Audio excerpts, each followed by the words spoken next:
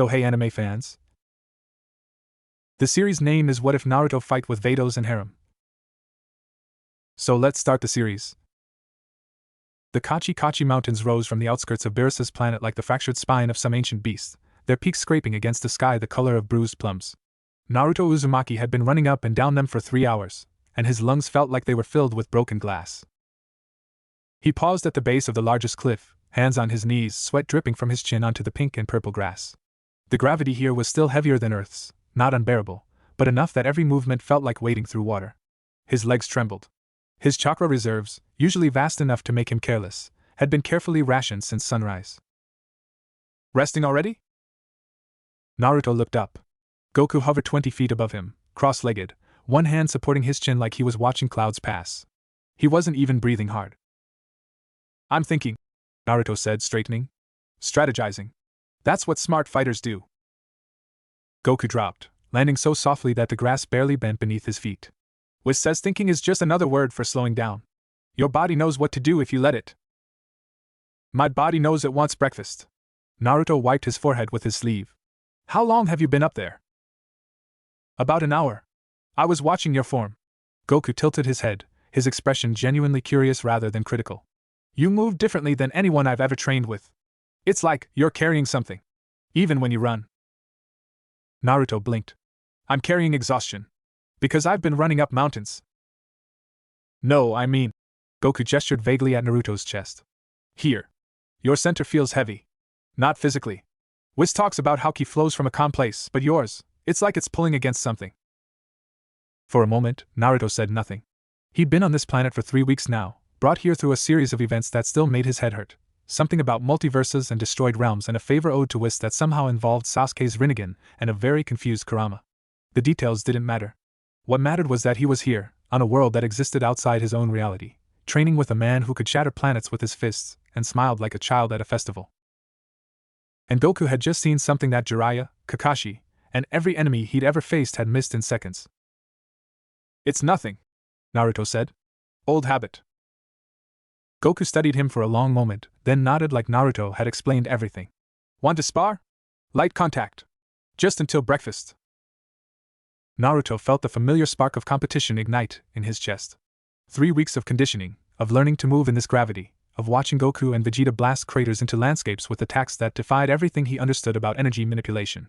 He hadn't fought anyone since that first day, when he tried to keep up and collapsed after 6 minutes. Fine, he said. But I'm not holding back. Goku's smile widened. I'd be disappointed if you did. They faced each other in a flat clearing between 2 jagged rock formations. Naruto settled into a stance that had saved his life hundreds of times, weight low, hands loose, senses extended. The familiar flow of chakra moved through his tenketsu, ready to be shaped into jutsu or focused into his fists. Across from him, Goku stood perfectly still. No stance. No visible preparation. Just a man with his hands at his sides, smiling. Ready when you are, Goku said. Naruto moved. He crossed the distance in a blur, low to the ground, one hand reaching for Goku's ankle while the other cocked back for a strike to the knee. Simple. Efficient. The kind of opening move that had caught experienced shinobi off guard. Goku wasn't there. Naruto's hands closed on empty air. He twisted, bringing his arm up to block. The touch came from behind, gentle against his shoulder blade. Goku's voice, close to his ear. You telegraph. Just before you move, everything tightens. Naruto spun, launching a kick that should have connected with ribs. Goku leaned back maybe an inch, maybe less, and the kick passed harmlessly in front of his chest. Again, Goku said. Naruto attacked again. And again. Each time, Goku moved just enough to avoid contact, never retreating more than necessary, his expression calm and attentive like a teacher watching a student work through a problem. Naruto tried feints. He tried burst speed with chakra enhancement. He tried dropping low and sweeping, then converting to an aerial strike. Nothing touched. By the 5th minute, Naruto's breathing had gone ragged. His chakra felt strange, not depleted, but resistant, like it didn't want to flow the way he demanded. The gravity pulled at his limbs. His muscles screamed. Goku caught his wrist on a punch, grip light but unbreakable. You're fighting yourself, Goku said. Not me. Every move, you're thinking about what comes next, and what came before, and whether you're doing it right. He released Naruto's wrist. When's the last time you fought without thinking? When people are trying to kill me, I think plenty. That's different. Goku stepped back, giving him space. When someone's trying to kill you, your body knows what to do. But here, with me, you're trying to prove something.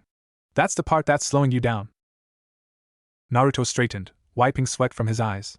I'm trying to keep up with someone who can destroy planets. Forgive me if I'm not perfectly relaxed. Goku laughed, actually laughed, bright and genuine. You think I can destroy planets? I've seen you power up. The energy you give off could level a city. Yeah, but I don't think about that when I'm fighting. If I thought about it, I'd freeze. What if I miss? What if I hit too hard? What if I hurt someone I don't mean to? Goku's expression softened into something almost wistful. When I was younger, I didn't worry about any of that. I just fought. But now, he glanced at his own hands. Now I have to be careful. All the time. And sometimes that's harder than fighting. Naruto stared at him. This man, this impossibly powerful man who could go toe-to-toe with gods, was describing the exact weight Naruto had carried since the war ended. The burden of strength. The fear of what would happen if he let go. Yeah, Naruto said quietly. I know what you mean. For a moment, they just looked at each other. Two fighters. Two men who'd grown up with power they never asked for, who'd learned the hard way that strength without control was just another kind of weakness. Then Goku's stomach growled loud enough to echo off the mountains. Breakfast? He suggested. Naruto laughed despite himself. Yeah, breakfast. Whis floated 3 miles above the planet's surface, his staff humming softly as it projected images of the sparring session below. He watched Naruto's chakra patterns with mild interest, so different from ki, yet serving such similar purposes. The boy's energy moved in spirals and circuits rather than the direct flows Whis was accustomed to, and it carried echoes. Impressions of other beings. Other souls. How interesting, he murmured. The mortal from the dead universe? Whis didn't turn. He'd sensed Vados' approach minutes ago, her divine ki moving through space like a stone through still water, graceful, inevitable, utterly silent to anyone without the ability to perceive it. Sister, he said, what brings you to Universe 7? Vados materialized beside him, her green robes shifting in a wind that didn't exist. Her expression was placid, unreadable, the same expression she'd worn for millennia. Kampa is napping. I grew bored. You're never bored. I grew curious then. Vados peered at the images in Whis' staff. This is the Jinchuriki? The one who defeated Kaguya? Correct. Naruto Uzumaki. Whis expanded the image, showing Naruto and Goku walking toward the palace, laughing about something. He's been here 3 weeks. Goku invited him. Goku invites everyone who can throw a punch. This one is different. Whis' voice carried a note of something almost like contemplation. Watch his energy. Do you see it? Vados studied the projection. Her eyes, ancient and calm, traced the patterns of chakra that swirled around Naruto's form. It's layered. Like sediment. Each layer from a different source. 9 tales of tremendous power, sealed within him since birth. The remnants of half a dozen other tailed beasts. Chakra from his friends, his enemies, his teachers, all of it carried with him, integrated into his own. Whis smiled slightly. He's a walking archive of everyone he's ever fought beside. Or against. Sentimental. Perhaps. But also powerful in ways that have nothing to do with destruction. Whis dismissed the images. Goku is teaching him to control ki. I'm curious to see what happens when the two energy systems meet. Vados floated in silence for a moment, watching the distant figures of Goku and Naruto disappear into Beerus' palace. The mortal has no divine ki. He cannot sense us. No. But he senses something else. Whis turned to face her fully. He looked up 3 days ago, while you were observing. Stared directly at your position for nearly 30 seconds. Then went back to training. Vados' eyebrow arched slightly, the first crack in her perfect composure. Impossible. Mortals cannot perceive angels. They cannot perceive angels who wish to remain hidden. But you weren't hiding, were you, sister? You were watching. And he felt it. For a long moment, Vados said nothing. Then softly, interesting. She vanished without another word, leaving Whis alone above his planet, smiling at nothing. That night, Naruto couldn't sleep. He lay on the bed in the room Beerus had grudgingly provided, more of a storage closet, really, but it had a window and a door and a mattress that didn't try to eat him, so he counted it as a win. Through the window, he could see 3 moons in different phases, their light painting the landscape in shades of silver and lavender. Something was wrong. He'd felt it since that first week, a presence that hovered at the very edge of his senses. Not hostile, exactly. More like observation. The kind of attention a scientist gives a specimen. He'd learned to trust his instincts long ago, and his instincts were screaming that someone was watching. Not Beerus. The destroyer's energy was unmistakable, all destructive potential and feline laziness. Not Whis. His presence felt like warm water, everywhere at once but never intrusive. This was different. Cooler. More distant. He sat up, reaching out with his sensor abilities. The chakra of this world was strange to him, more diffuse than what he was used to, less concentrated in individuals, but he'd learned to read it anyway. Goku's ki burned like a sun, impossible to miss. Vegeta's was sharper, more contained, like a blade in its sheath. And there, at the edge of his perception, something else. A presence so refined it barely registered as energy at all. Like trying to hear a whisper in a hurricane. Naruto stood, walking to the window. He stared out at the three moons, at the impossible sky, at the vast emptiness between stars. I know you're there, he said quietly. I don't know who you are or what you want, but I know. Silence. The wind moved through alien grass. Somewhere in the palace, Beerus snored loud enough to shake the foundations. Then, so faintly he might have imagined it, a whisper of acknowledgement. A presence that acknowledged being perceived. And then nothing. Naruto stood at the window for a long time, watching the moons wheel slowly across the sky, and wondered what kind of being could watch from so far away that even his senses could barely touch them. Morning came with Goku pounding on his door. Breakfast! Vegeta made enough for an army. Well, he made enough for himself, but there's leftovers if you're fast. Naruto pulled on his clothes and followed the smell of food to a massive dining hall where Vegeta sat at one end of a table long enough to park cars on, methodically destroying a mountain of rice and fish. Goku was already halfway through his own pile, eating with the single-minded focus of a man who viewed food as fuel and fuel as the path to more training. Morning, Naruto said, sliding onto a bench. Vegeta grunted. Goku waved, mouth full. Naruto served himself from the platters within reach, food he mostly recognized, prepared in ways that reminded him of home. The fish was different, the rice grainier, but it filled the hollow in his stomach that seemed to grow larger every day on this world. Whis wants to see you after breakfast, Goku said, finally swallowing. Something about your chakra and ki and… I don't know, he explained it, but I stopped listening after the first 5 minutes. What did he say in the first 5 minutes? That it would help you get stronger. Goku grinned. That's all I needed to hear. Vegeta set down his chopsticks with a click. The angel doesn't waste his time on just anyone, boy. If he's offering instruction, you'd be a fool to refuse. Naruto looked between them. You two don't like each other much, do you? Goku laughed. Vegeta's eye twitched. We're rivals, Goku said. Best kind of friends there is. We are not friends, Vegeta snapped. We are competitors who happen to occupy the same planet for training purposes. And we eat together every day. And you made enough food for him even though you pretend you didn't. Vegeta's face went through several expressions in rapid succession before settling on something that might, in certain lights, resemble dignity. I made enough food for myself.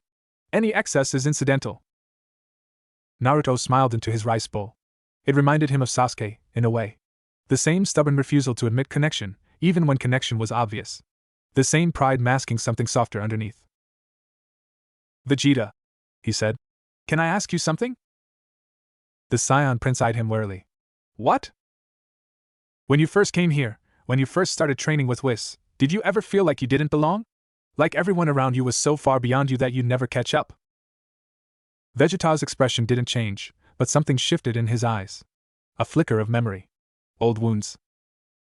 Every day, he said quietly. For years. Naruto nodded. How did you deal with it? I trained. Vegeta picked up his chopsticks again, but didn't eat. I screamed at the sky. I raged against every limit, every wall, every moment of weakness. I made myself into something that could stand beside gods not because they accepted me, but because I refused to be less. He met Naruto's eyes. And eventually I realized the only person I was competing with was myself. The version of me from yesterday. The version from an hour ago. That's the only opponent that matters. The words hung in the air between them. Goku had stopped eating, watching the exchange with an expression of unusual seriousness. Vegeta's right, he said. I mean, I never really thought about it like that, but that's what I do too. I just want to be better than I was. If someone else is stronger, that's just something to aim for. It's not about them. It's about me. Naruto looked down at his hands. The hands that had ended a war. The hands that had saved a friend. The hands that had held Kurama's power for as long as he could remember. I've spent my whole life trying to prove I'm good enough, he said. To my village. To my friends. To myself. He flexed his fingers. I don't know how to stop.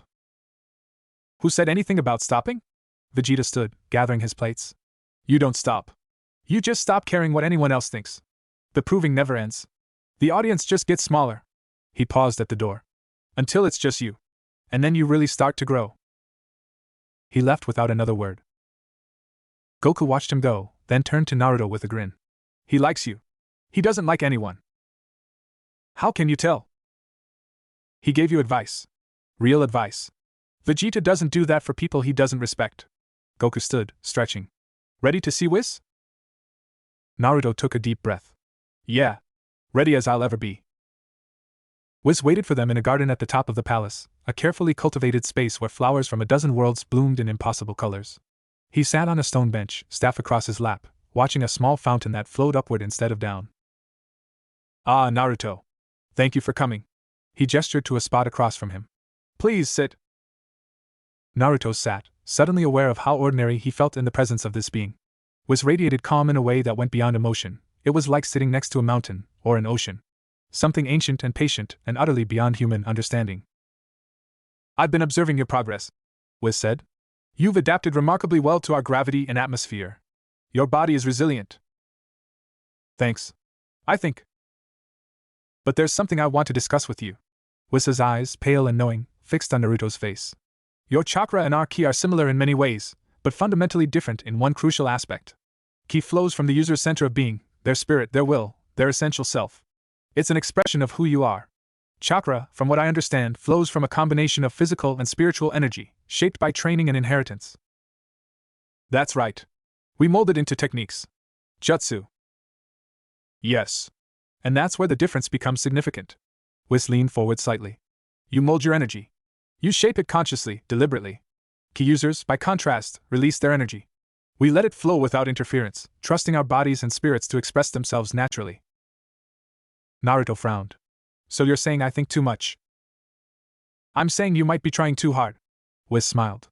Goku mentioned that your movements feel heavy, like you're carrying something. He was right, but it's not just emotional weight. It's the weight of conscious control. Every motion, every technique, every burst of speed, you're directing it all manually. And that takes energy. Attention. Time. But if I don't control it, how do I make it do what I want?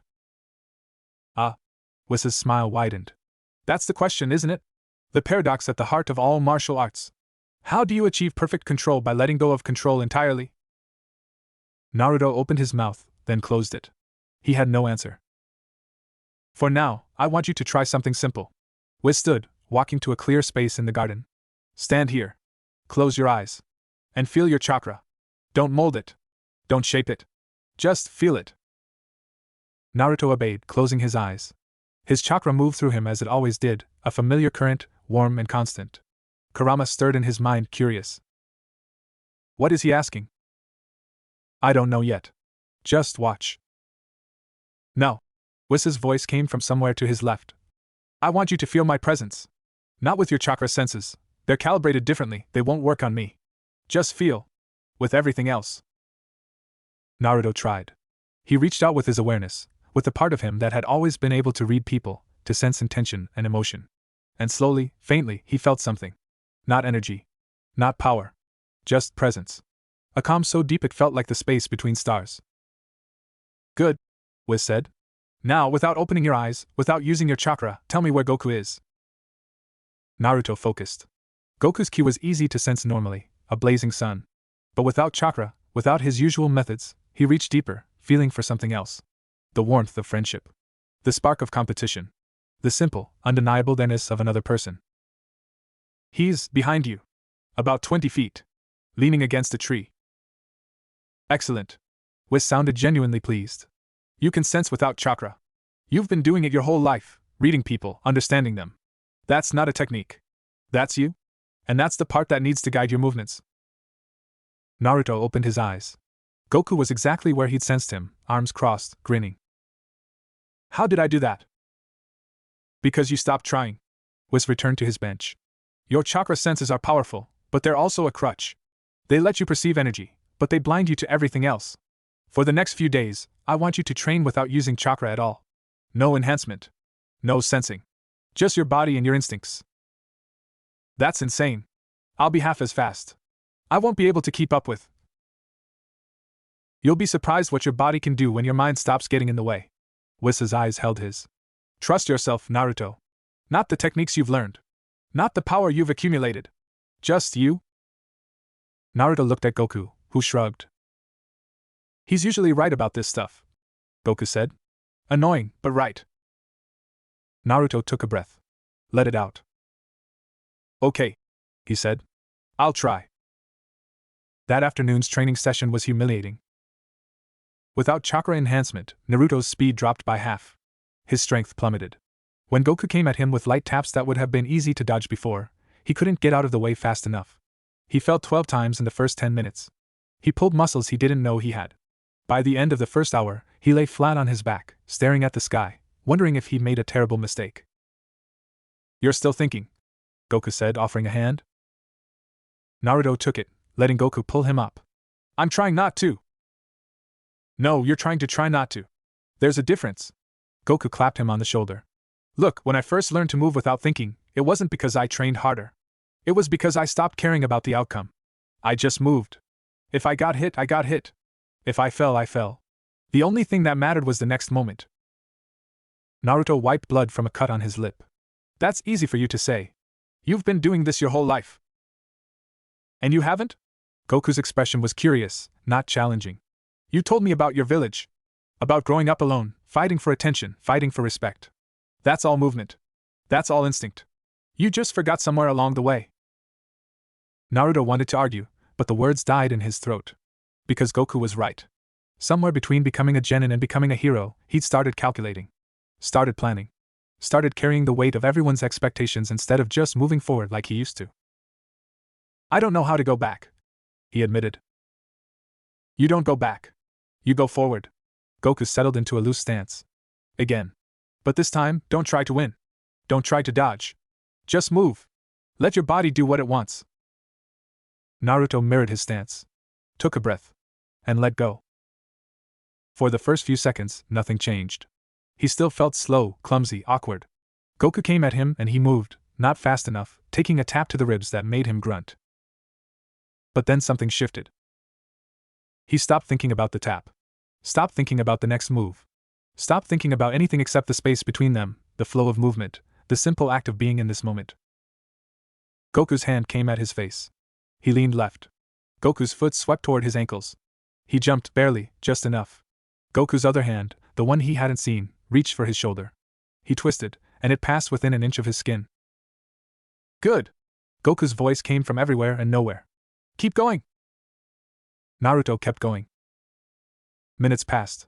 Maybe hours. Time lost meaning. There was only movement, his movement, Goku's movement, the space between them shifting and flowing like water. He wasn't winning. He wasn't even really defending. He was just there, present in a way he'd never been before, not even in the fiercest battles of his life. When it ended, he didn't know why. One moment they were moving, the next, Goku had stepped back, hands raised, grinning like a kid at a festival. You did it, Goku said. For a minute there, you really did it. Naruto looked down at his hands. They were shaking, not from exhaustion, but from something else. Something he couldn't name. I wasn't thinking, he said slowly. I was just moving. That's the start. Goku's grin softened into something warmer. That's the first step. Above them, miles above them, Vados watched. And for the first time in millennia, her expression held something that might, in a being less ancient, have been called interest. That night, Naruto sat alone on the edge of a cliff, watching the three moons trace their paths across the sky. His body ached in ways it hadn't since childhood, when training with Jiraiya had pushed him past every limit he'd known. But beneath the ache, something else hummed. Something new. He touched it today, that state of effortless movement Goku talked about. Just for a moment, just long enough to taste it. But he'd touched it. You're changing, Kurama said. The Ninetales' voice was thoughtful, almost wary. I can feel it. Your chakra is settling. Is that bad? I don't know. It's different. Quieter. Like you're becoming someone else. Naruto considered that. Becoming someone else. After everything he'd been through, after all the versions of himself he'd shed like old skin, was that such a bad thing? Hello, mortal. The voice came from behind him, soft and cool as winter air. Naruto turned slowly, already knowing what he'd see. She stood 20 feet away, robed in green, her staff glowing faintly in the moonlight. Beautiful in the way that statues were beautiful, perfect, distant, untouchable. Her eyes held galaxies of patience. You've been watching me, Naruto said. It wasn't a question. Yes. She made no move to approach. You perceive what you shouldn't be able to perceive. You touch states of being that should require decades of training. You carry power you didn't earn and responsibility you didn't choose. Her head tilted slightly. You interest me. I'm flattered. Naruto stood, facing her fully. Who are you? I am Vados, Angel of Universe 6, sister to Whis. She smiled, and it was like watching ice form. And I've come to offer you a choice. What kind of choice? The kind that changes everything. Vados lifted her staff, and the air around them grew heavy. Stay here, train with Goku, learn to move without thinking, and in a century, you might approach the level of a god. Or… She paused, letting the silence stretch. Come with me. Let me teach you what Whis cannot. Let me show you what your chakra truly is, and what it could become. Naruto stared at her. Every instinct screamed danger, not the sharp danger of an enemy, but the deeper danger of something beyond his understanding. Something that could reshape him without his consent. Why would you offer that? Because I'm curious. Vados' smile didn't change. Because you're the first mortal in a million years who has made me curious. And because… She looked up at the moons, her expression flickering with something almost like memory. Because even angels get bored, Naruto Uzumaki. Even angels want to see what happens next. The wind moved between them. Somewhere in the distance, Goku laughed at something, the sound carrying faintly on the air. Naruto thought about his village, his family, his world. Everything he'd left behind, everything he'd fight to protect. If I go with you, he said slowly, can I come back? Eventually. If you survive. Vados met his eyes. Training with an angel is not training, mortal. It is transformation. And transformation has a price. Naruto looked at his hands again.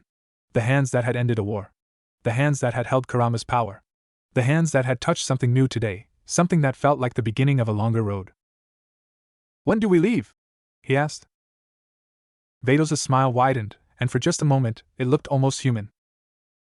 Now. The journey between universes took less than a breath. One moment Naruto stood on the cliff, 3 moons overhead, Goku's laughter still echoing in the distance. The next, reality folded like paper, and he stood somewhere else entirely. The ground beneath his feet was white, not snow, but something smoother, harder, like polished bone. Above him, a sky of deepest violet held no sun, no stars, no moons, yet everything glowed with a soft, directionless light. And around him, stretching in every direction, was a garden. But not like any garden he'd ever seen. Plants grew here that shouldn't exist, trees with glass leaves that chimed in a wind he couldn't feel, flowers that opened and closed in patterns that hurt to watch, vines that moved like slow-motion snakes across the ground. The air smelled of nothing and everything, shifting with each breath. Welcome to my garden, Vados said, appearing beside him as if she'd always been there. It exists outside universal time, outside dimensional space. Here, we have all the time in the world. Naruto turned in a slow circle, trying to take it in. His senses, already strained by the journey, reached out automatically. And found nothing. No chakra. No ki. No energy signatures of any kind. The garden was empty of life in the way that counted. Even the moving plants registered as little more than ambient background noise. Your abilities won't work here, Vados said, walking past him down a path of white stone. This place exists between existence. The energies you're accustomed to don't penetrate. You'll have to rely on other senses. Naruto followed, his footsteps making no sound on the stone. What kind of senses? The ones you used to perceive me. Vados didn't look back. The ones that let you sense Goku without chakra. Those are the senses that matter here. They walked in silence for a time, past groves of impossible trees and fields of shifting color. Naruto tried to keep his bearings, but the garden seemed to rearrange itself with every step. Paths appeared where none had been. Landmarks shifted when he wasn't looking. You're disoriented, Vados observed. Good. Disorientation is the first step toward understanding. Understanding what? That everything you know is wrong. She stopped at a clearing where a pool of liquid silver reflected the violet sky. Sit. Naruto sat. The ground was warm, almost alive beneath him. Vados remained standing, her staff planted beside her like a flag of possession. Tell me about chakra. You want a lecture? I want to hear your understanding. Your relationship with it. Her eyes, pale and depthless, held his. I've studied chakra from outside. I know its mechanics, its origins, its limitations. But I don't know what it feels like to carry it. To have it woven into your very existence. Naruto considered the question. How did you explain something you lived with your whole life? It's like breath, he said slowly. Like blood. It's always there, always moving. When I was a kid, I couldn't control it very well. It would spike when I got angry, or fade when I got scared. But over time, I learned to shape it. To mold it into techniques. To use it to enhance my body, my senses, my attacks. And where does it come from? Inside. We're all born with it, everyone in my world. But it's also inherited, I guess? Some bloodlines have more. Some have special kinds. He touched his chest. Mine's complicated. I have Kurama's chakra too, sealed inside me since birth. 9 taels worth of power that isn't really mine, but became mine over time. Vados nodded slowly, like a doctor confirming a diagnosis. And the tailed beasts, they're constructs of chakra? Living energy? They're alive. They think, feel, have personalities. Kurama's as real to me as any person I've ever known. Fascinating. Vados moved to the edge of the silver pool, gazing into its reflective surface. In our universe, energy doesn't develop consciousness. It can be shaped, directed, amplified, but it remains energy. Yours has evolved beyond that. It's become something closer to soul. Naruto frowned. What's the difference? The difference between a tool and a partner. Between power you wield and power that wields you back. She turned to face him. Your chakra isn't just yours. It carries echoes of everyone who's touched it, every tailed beast, every enemy, every friend. It's a library of connection, and you're the librarian. Something in her tone made Naruto uneasy. Is that bad? Neither bad nor good. It simply is. Vados gestured, and the silver pool rippled. Images formed on its surface, scenes from his life, battles he'd fought, people he'd loved. This is what makes you different from everyone I've trained. Goku's ki is pure expression of self. Vegeta's is pure will. Yours is pure relationship. The images shifted, showing him fighting pain, crying over Jiraiya, reaching for Sasuke through a storm of hatred and pain. You don't fight alone. Vados continued. You never have. Even when you stand isolated, you carry everyone with you. Their hopes, their fears, their strength. Your chakra remembers them all. Naruto watched the images fade, something tight forming in his chest. That sounds like you're saying I'm not strong on my own. I'm saying you've never been alone. There's a difference. Vados sat across from him, her movements graceful as falling water. Strength that comes from isolation is brittle. It breaks under pressure. Strength that comes from connection, that's different. That can bend without breaking. That can absorb impact and remain whole. She reached out, and for the first time, her fingers touched his forehead, cool, light, barely there. Your chakra has been shaped by love, she said quietly. By loss. By the unbreakable bonds of those who refuse to let you fall. That's not weakness, Naruto Uzumaki. That's the rarest kind of strength. He looked up at her, this ancient being who had watched universes form and die, who could destroy him with a thought. And for just a moment, he saw something in her eyes that looked almost like longing. You've never had that, he realized. Connection. Bonds. Vados withdrew her hand. Her expression smoothed back into perfect calm. Angels don't form bonds. We observe. We guide. We do not participate. But you want to. The silence that followed stretched long enough to feel eternal. The garden held its breath. Even the moving plants seemed to still. You are dangerously perceptive, Vados finally said. That will either save you or destroy you. She stood, and the moment broke. Enough philosophy. It's time to begin your training. The training was unlike anything Naruto had experienced. No physical conditioning, Vados seemed unconcerned with his body's limits. No technique instruction, she dismissed his questions about new jutsu with a wave. Instead, she made him sit. 4 hours. 4 days. Time had no meaning in the garden, so he couldn't tell how long, but he sat in the same spot, cross-legged, eyes closed, while she spoke. Feel your chakra, she said from somewhere to his left. Not as energy. Not as power. Feel it as presence. As the accumulated weight of every connection you've ever made. He tried. At first, nothing. His chakra was just chakra. The familiar flow, the comforting warmth. But gradually, as he stopped trying to analyze and simply felt, something shifted. There was Kurama, of course, impossible to miss, a mountain of awareness pressed against his own. But beneath that fainter, older, other presences stirred. The echo of Minato's touch, sealing Kurama within him. The warmth of Kushina's love, passed through chakra like inheritance. Jiraiya's rough affection, pressed into him through years of training and teasing. And deeper still, Sasuke's rivalry and friendship, intertwined so completely they'd become one thread. Sakura's fierce protectiveness. Kakashi's quiet pride. Iruka's acceptance, the first he'd ever known.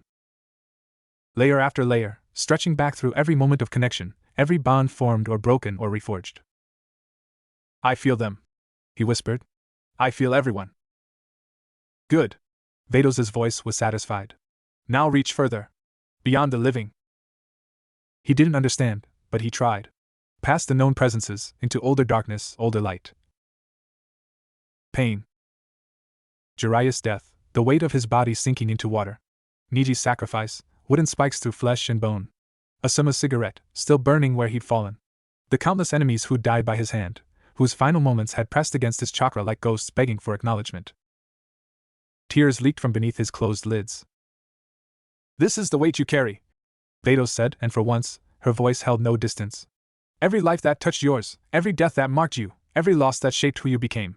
You think you've moved forward, healed, grown past them. But they're still here. In your chakra. In your soul. Naruto's breath came ragged. Why are you showing me this? Because you can't move forward until you understand what you're carrying. Because you can't transform until you accept that transformation requires surrender. She paused. Not of your bonds. Never that. But of the guilt. The weight. The belief that you must carry everyone alone. He opened his eyes. The garden swam before him, silver and violet blurred by tears. Vados sat across from him, her expression unreadable but somehow softer than before. How? He asked. How do I let go of something that's part of me? You don't let go. You integrate. You stop carrying and start being. She gestured, and the silver pool beside them rippled. Look. He looked. In the pool's surface, he saw himself, not his reflection, but something deeper. Layers of light and shadow, each one a person, a moment, a bond. Thousands of them, woven together into a single shape that somehow remained him. Your chakra isn't a burden, Vados said. It's a garden. Every connection is a seed. Every loss is compost. Every joy is sunlight. You've been trying to tend it alone, pulling weeds, pruning branches, controlling every inch. But gardens don't grow that way. Gardens grow when you let them. Naruto stared at his own layered image. At the faces that flickered within it. At the lives that had become part of his life, whether he'd wanted it or not. What happens if I let go? Then you become what you were always meant to be. Vados stood, offering her hand. Not stronger. Not faster. Not more powerful. Just more yourself. More connected. More alive. He took her hand. Her grip was cool, firm, surprisingly human. Show me, he said. Vados smiled, a real smile, not the ice of before. I thought you'd never ask. Time passed. How much, Naruto couldn't say. The garden existed outside time, so days and hours meant nothing. But he learned. He learned to feel his chakra as living presence rather than power to be shaped. He learned to sense the echoes of those he lost without drowning in grief. He learned to let his bonds support him instead of weighing him down. And slowly, something began to change. His chakra, always so familiar, started to feel different. Lighter. More fluid. When he moved, and he did move now, through endless training sessions with Vados that pushed him in ways Goku never had, his body responded before his mind could direct it.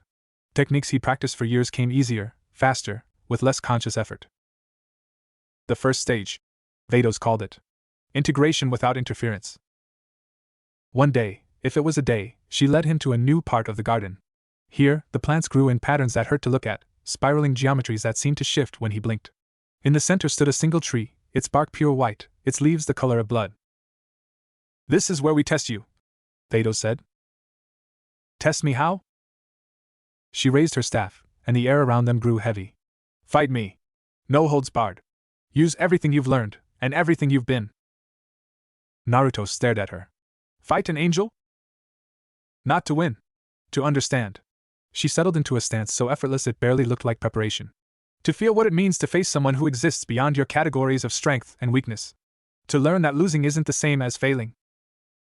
He took a breath, let it out, and moved. The fight lasted seconds. Naruto crossed the distance in a blur, chakra flaring around his fists, a dozen techniques ready to deploy. He'd fought gods before, Kage, tailed beasts, even Kage herself. He knew what divine power felt like. He didn't touch her.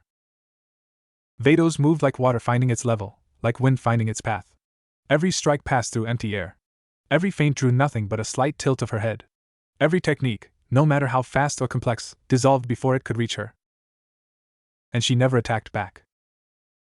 "You're still trying," she said, appearing behind him as he spun through where she'd been. "Still reaching. Still forcing." Naruto gritted his teeth and pushed harder. Shadow clones exploded outward, surrounding her from every angle. Rasengan formed in a dozen hands, all striking at once. Vados sighed. The clones dissolved. The Rasengan vanished. Naruto found himself on his back, staring at the blood-red leaves above, with no memory of how he'd gotten there. "What happened?" he gasped. "You tried to overwhelm me with power." Vados stood over him, expression calm. "But power isn't the answer. It never was." She offered her hand. He took it, pulling himself up. "Then what is?" "Presence." She touched his chest, just above his heart. "Not your power. Not your techniques. Just you. Here. Now. Fully present, fully connected, fully alive." Naruto closed his eyes. Felt his chakra. Felt the echoes within it. Felt the garden around him, the alien life, the impossible geometry. And for the first time, he felt her. Not as enemy or teacher or distant observer. Just as presence. Another being, ancient and lonely and curious, standing before him in a garden outside time. He opened his eyes. "You're lonely." Vados went very still. "That's why you brought me here. That's why you're training me." He met her gaze. "Not because I'm special. Because you wanted company." For a long moment, she said nothing. The garden held its breath. Even the shifting patterns in the trees seemed to pause. "You see too much," she finally whispered. "It's unbecoming." "Probably." Naruto smiled, not his usual grin, but something softer. "But you knew that when you brought me here." Vados turned away, facing the silver pool. Her reflection showed a woman who looked, for just a moment, almost vulnerable. "I have existed for longer than your universe has been alive," she said quietly. "I have watched civilizations rise and fall. I have guided gods and buried them. And in all that time, I have never—" She stopped. Shook her head. "This is irrelevant." "It's not irrelevant." Naruto moved to stand beside her. "It's the most relevant thing there is." She looked at him. Really looked, in a way he suspected she hadn't looked at anyone in millennia. "You're strange," she said. "Even by mortal standards." "I know." His smile widened. "I've been told." For the first time since he'd met her, Vados laughed. It was a small sound, barely more than a breath, but it transformed her face. Made her look almost young. Almost human. "Very well," she said. "If you insist on seeing me, then see this." She raised her staff, and the garden dissolved. They stood in nothing, pure void, infinite darkness, the space between universes. Naruto's breath caught. He never felt so small, so insignificant, so utterly dwarfed by the scale of existence. "This is where I was born," Vados said. "Or rather, where I became aware. Angels don't have births like mortals. We simply are. One moment non-existence. The next consciousness, purpose, and eternity stretching before us." Naruto tried to speak, but the void swallowed his voice. "You asked why I brought you here. Why I'm training you." Vados faced him, her form the only light in endless darkness. "Because for the first time in eternity, I felt something when I watched you. Curiosity, yes. But also—" She paused, searching for words. "Hope. That connection you carry, those bonds that shape your chakra, I've never understood them. I've observed them, analyzed them, catalogued them. But I've never felt them." She reached out, touching his chest again. This time, her hand didn't stop at his skin. It passed through, into him, into his chakra, into the layered echoes of everyone he'd ever loved. "Show me," she whispered. "Let me feel what you feel." Naruto should have been afraid. An angel, reaching into his very soul, touching the most intimate parts of his being. But somehow, he wasn't. Somehow, he understood. He opened himself. Not his power. Not his techniques. Just him.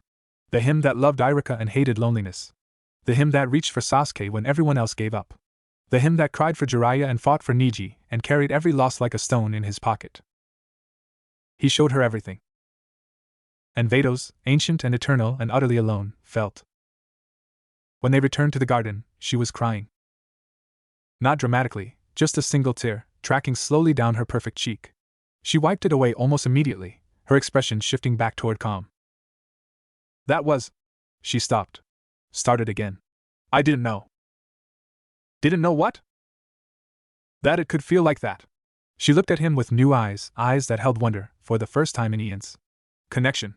Bond. Love. I've watched it for so long, but I never understood. It's not about power. It's not about exchange. It's just being seen. Being known. And not minding. Naruto nodded. That's exactly what it is. They stood together in the impossible garden, angel and mortal, teacher and student, and something fundamental shifted between them. Not romance, never that. Something deeper. Something rarer. Understanding. Your training isn't complete, Vados said, her voice steady again despite the tear tracks on her cheeks. But you've learned the most important lesson. The rest is just application. What's next? Next, you fight me. Really fight me. Not to win, you can't win, but to feel. To integrate. To become. She raised her staff, and the garden transformed into an arena of white light. Are you ready? Naruto settled into his stance. His chakra hummed with all the lives it carried. His body felt light, responsive, alive. I'm ready, he said. Vados smiled, a real smile, warm and almost proud. Then let's begin. The arena stretched infinite in all directions, white light fading to gray at impossible distances. No horizon. No boundaries. Just endless space and the two of them, facing each other across a void that somehow felt solid beneath Naruto's feet. Vados raised her staff. The gesture was casual, almost lazy, but Naruto felt the shift immediately. Pressure built around him, not physical but existential, like the universe itself was taking notice. First, she said, defend. She didn't move. Didn't attack. But suddenly Naruto was elsewhere, not physically, but in his perception. The world tilted. His chakra, usually so responsive, felt sluggish, distant, like trying to move through honey. What? Disorientation, Vados explained, her voice coming from everywhere and nowhere. The first tool of a divine opponent. If you cannot perceive clearly, you cannot fight clearly. Your senses are compromised. Naruto fought to focus. His chakra senses, already strained in this place, gave him nothing but static. His eyes showed him shifting patterns that made no sense. Even his sense of up and down had abandoned him. But he still had presence. Still had the awareness Vados had been training him to use. He closed his eyes. Felt for her. Not with chakra, not with sight, but with the part of him that had learned to sense Goku in the garden, that had touched Vados's loneliness in the void.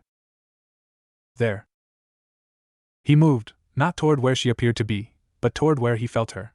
His body responded before his mind could direct it, flowing through the disorientation like water through rocks. A hand caught his wrist. Good, Vados said, suddenly solid before him. You're learning. Then she hit him. It wasn't a punch, more like a push, but the kind of push that rearranged internal organs. Naruto flew backward, tumbling through the white void, pain exploding through his chest. He hadn't even seen her move. He crashed against nothing and kept falling. Get up. He got up. His ribs screamed. Something internal felt bruised, maybe broken. But he got up. Again. The next hours, days, blurred into a cycle of attack, failure, and painful recovery. Vados didn't hold back, but she didn't push past the edge of his endurance either. Every blow taught him something. Every fall showed him a new way to rise. He learned to sense her presence even when she hid. He learned to move without thinking, letting his body respond before his mind could interfere. He learned that divine ki felt different from chakra, not just more powerful, but fundamentally other, operating on principles he couldn't grasp. And through it all, Vados remained calm. Patient. Utterly untouchable. You're frustrated, she observed during one of their rare breaks. They sat cross-legged in the void, facing each other like old friends sharing tea. I can feel it in your chakra. Like storm clouds gathering. Wouldn't you be? Naruto pressed a hand to his ribs, still tender from the last exchange. I've been fighting you for I don't even know how long. And I haven't landed a single hit. Not one. You've landed dozens. He stared at her. What? Vados' lips curved slightly. Every time you find me through presence instead of senses, you touch me. Every time you move without thinking, you come closer. You haven't connected. That would require me to allow it, but you've touched. That's more than most mortals achieve in a lifetime. Naruto wasn't sure if that was comforting or insulting. So I'm doing well for a mortal. You're doing well for anyone. Her gaze held his. But you're also reaching a limit. The limit of mortal perception. The limit of chakra. To go further, you need to change. Change how? Vados was silent for a moment. When she spoke, her voice held an edge of something almost like reluctance. Divine Key. You need to understand it, not just resist it. You need to feel it from the inside. And how do I do that? You let me inside your defenses. She raised a hand. You lower every wall, every protection, every instinctive barrier. You let my ki flow through you, mix with your chakra, show you what it means to perceive as a god perceives. Naruto's instinct screamed. Every shinobi lesson he'd ever learned told him this was suicide. Letting an enemy, even a teacher, inside his chakra system was inviting possession, control, death. You're afraid, Vados observed. Good. Fear is honest. Can you blame me? No. But I can ask you to trust me. Her expression softened, just slightly. I've shown you my loneliness. My curiosity. My hope. Now I'm asking you to show me your trust.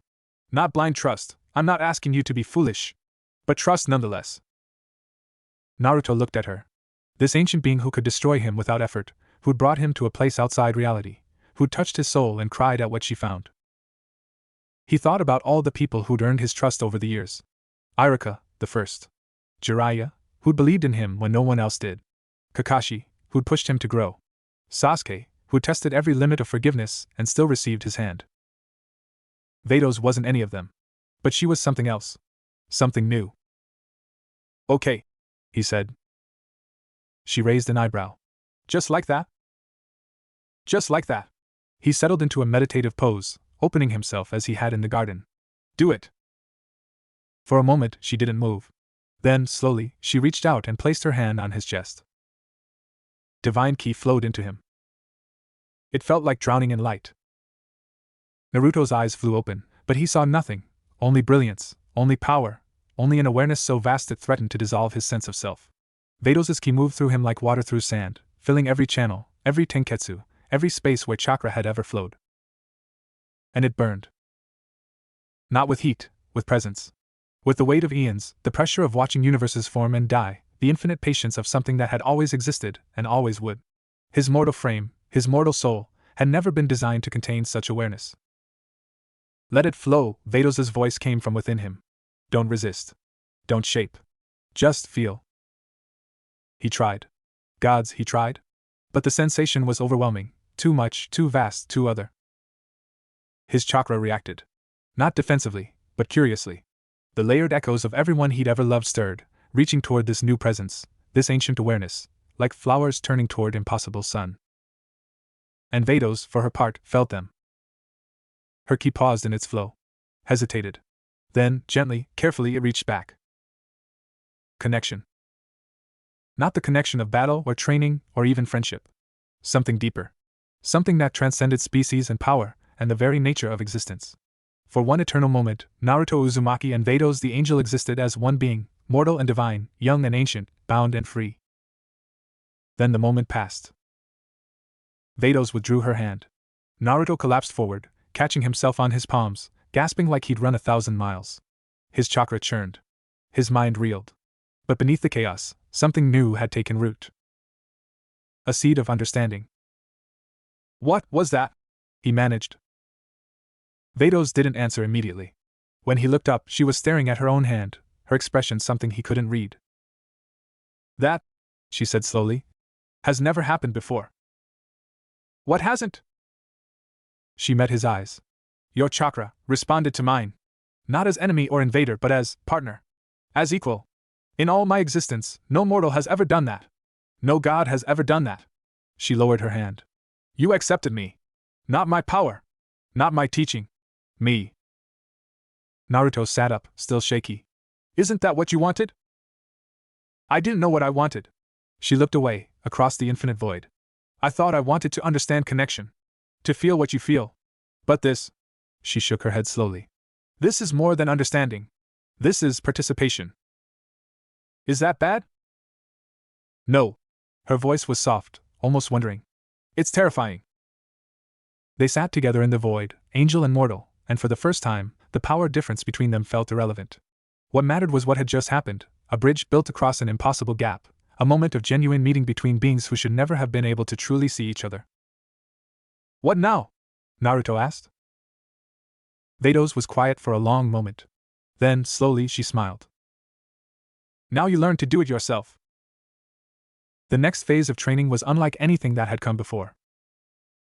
No combat. No physical conditioning. Instead, Vados taught him to perceive, truly perceive, the divine ki that permeated existence. She showed him how to sense the difference between mortal energy and God energy, how to feel the weight of divine presence without being crushed by it. It's not about power, she explained during one session. Divine ki isn't stronger than mortal ki, not inherently.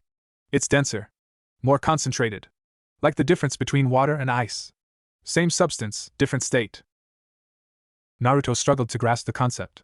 His chakra senses, so reliable his whole life, kept trying to interpret divine ki as simply more powerful chakra. But it wasn't. It was something else entirely. Stop comparing, Vados chided. Stop measuring. Just feel.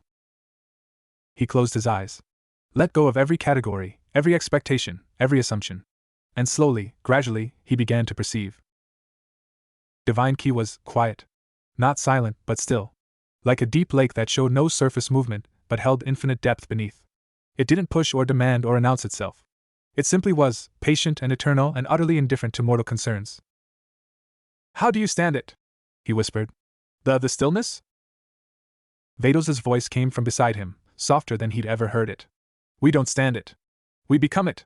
That's the danger of divinity. The stillness becomes you. The patience becomes you. Eventually, you forget what movement felt like. What change felt like. What feeling felt like. He opened his eyes.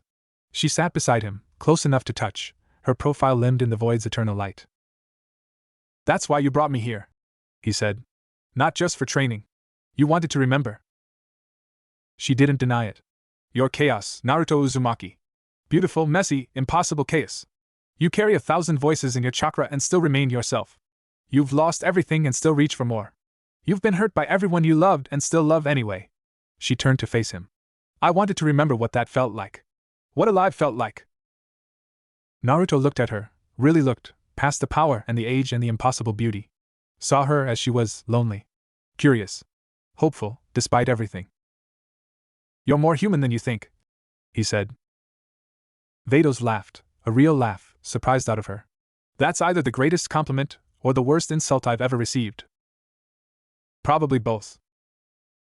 They sat together in the void, and for a while, either spoke. The silence wasn't empty, it was full of everything they'd shared, everything they'd become to each other.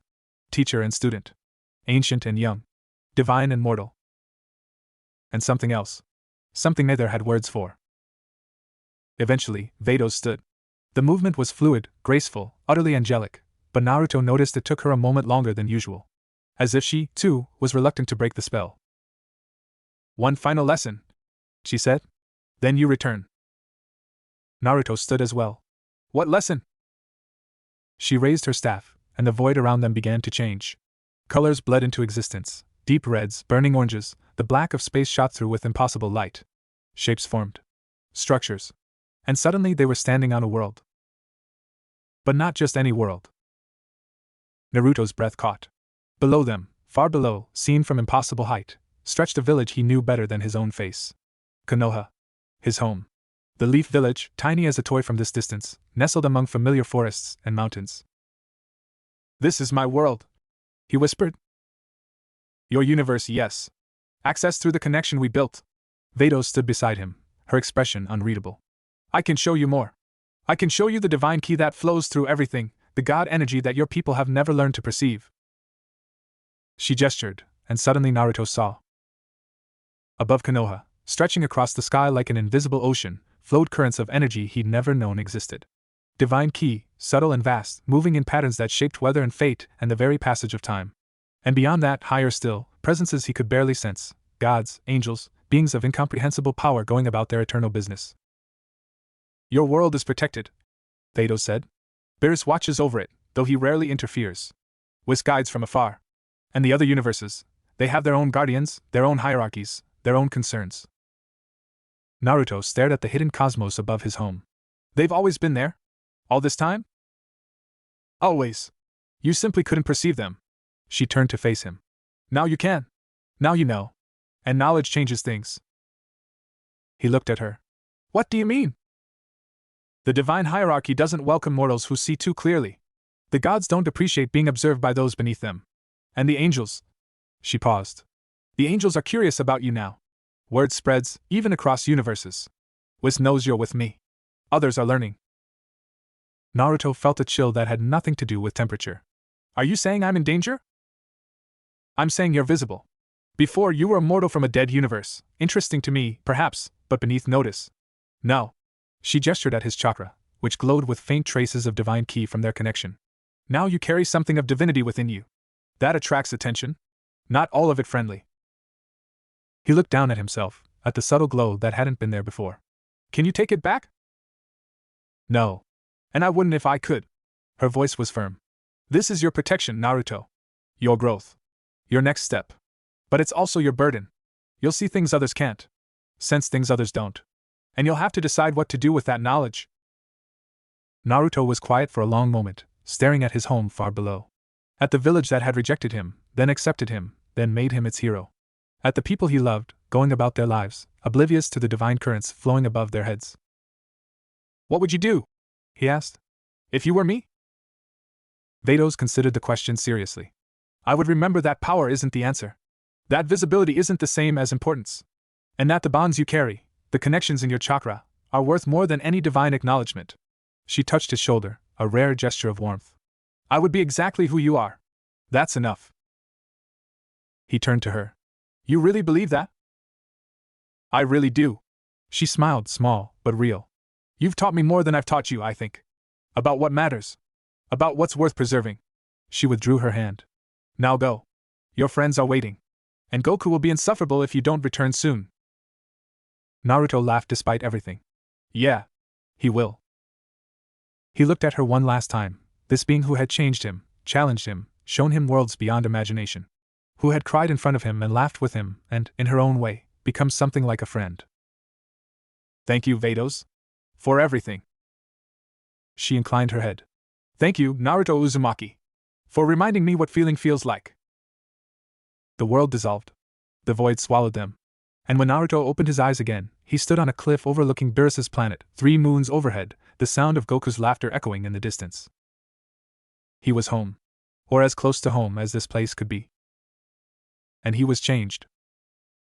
Naruto stood on the cliff for a long time, letting the familiar sights and sounds wash over him. The 3 moons followed their eternal paths. The strange grass rippled in the wind. Somewhere below, Beerus snored loud enough to shake the foundations. He felt different. Not stronger, Vados had been clear about that. But more aware. More present. More connected to something vast and invisible that he'd never known existed. His chakra had changed too. The traces of divine ki that Vados had left behind hadn't faded, they'd integrated, becoming part of his energy signature. When he reached out with his senses now, he could feel things he'd never noticed before, subtle currents of power flowing through the planet, the faint presence of Whis' divine ki permeating everything, even the sleeping awareness of Beerus, which now registered as something more than just immense power. You're different, Kurama said. The Nine-Tails voice held something almost like wariness. I can feel it. There's something new in your chakra. I know. I'll explain later.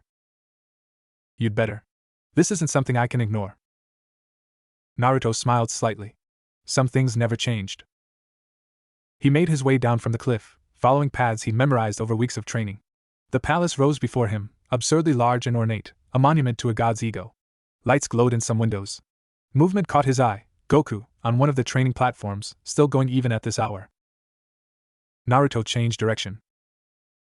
The platform was a flat disk of energy suspended above the palace, one of Whis' creations for high-gravity training. Goku stood at its center, shirtless, sweat gleaming on his skin, moving through forms so slowly they barely looked like movement at all. Each motion took minutes to complete, muscles trembling with the effort of perfect control. He didn't look up as Naruto approached. "You're back. You knew I was gone?" "Whis told me. Said you were with his sister." Goku completed his form, finally straightening. "I figured you'd come back when you were ready." He turned, and his eyes widened slightly. "Whoa. You look different." Naruto stepped onto the platform. The gravity hit him immediately, 5 times Earth normal, maybe more, but his body adjusted without conscious effort. Weeks ago, this would have staggered him. Now it felt almost comfortable. "Vados trained me," he said. "Not like here. Different." "Yeah, I can tell." Goku circled him slowly, studying him with the innocent intensity of a child examining a new toy. "Your ki, sorry, your chakra, it's got something else mixed in now. Something I've only felt from Whis and Beerus." "Divine ki. Just traces.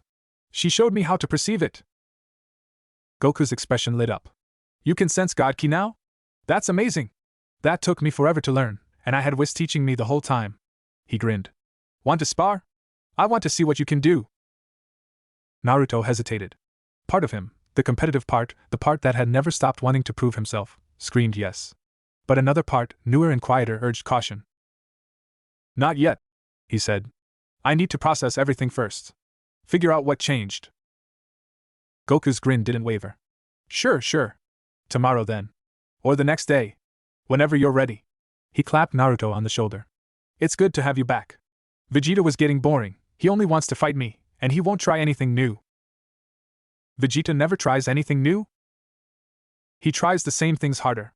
Which is impressive, but not exactly surprising." Goku stretched, joints popping. "Come on, let's get food. Beerus ate everything earlier, but Whis always hides snacks." They ate in the palace kitchen, a room so large it could have housed a small village, filled with appliances Naruto didn't recognize and ingredients he couldn't name. Whis had indeed hidden snacks, packets of something crunchy and savory that tasted vaguely like seaweed, and a sweet paste made from fruit Naruto had never seen. While they ate, Naruto told Goku about his training. About the garden outside time. About the void between universes. About Vados' loneliness, and the moment of connection they'd shared. Goku listened without interrupting, which was unusual for him. When Naruto finished, he was quiet for a long moment. "She cried?" he finally asked. "Yeah. Just once. But she cried." Goku nodded slowly. "Whis has never cried. I've known him for years, trained with him every day, and I've never seen him show anything except, I don't know, polite interest. Like everything's just interesting enough to pay attention to, but nothing really matters." He looked at Naruto. "You got through to her. Really got through." "I didn't mean to. It just happened." "That's how it always works, isn't it?" Goku smiled, not his usual grin, but something softer. "The best things just happen. You can't force them." They sat together in the quiet kitchen, and Naruto felt something settle in his chest. This was why he'd come back. Not for the training, not for the power, but for this connection. Friendship. The simple presence of someone who understood. "You should talk to Whis tomorrow," Goku said. "He'll want to know what happened. And he might have advice about the divine key thing." "You think?" "Whis knows everything. Or pretends to, which is basically the same." Goku stood, stretching. "I'm going to train more. Want to watch? You could probably learn something just by observing." Naruto considered it. "Maybe tomorrow. Tonight I think I need to sleep. Really sleep." "Fair enough. See you in the morning?" Goku left, and Naruto found his way back to his room, the storage closet that had become home. He lay on the bed, staring at the ceiling, feeling the subtle currents of divine ki that now colored his perception. "You should rest," Kurama said. "You've pushed yourself further than you realize." "I know. I will." But sleep didn't come easily. His mind kept returning to Vados, to the void, to the moment of connection that had changed everything. She'd given him something precious, not power, but understanding. And in return, he'd given her something she'd never had. Company. He wondered if she was watching now. If she stood in her garden, staring across universes, feeling the echo of what they'd shared. Probably not. Angels didn't do that kind of thing. But maybe, just maybe, she did. Morning came with Goku pounding on his door. "Breakfast! And Whis wants to see you!" Naruto dragged himself upright, surprised to realize he'd actually slept. Deeply, dreamlessly, for the first time in, he wasn't sure how long. His body felt rested. His chakra felt calm. Even the divine ki traces had settled, becoming part of his baseline rather than something foreign. He dressed quickly and followed the smell of food to the dining hall. Vegeta was already there, attacking a mountain of protein with his usual intensity. Goku sat across from him, equally focused.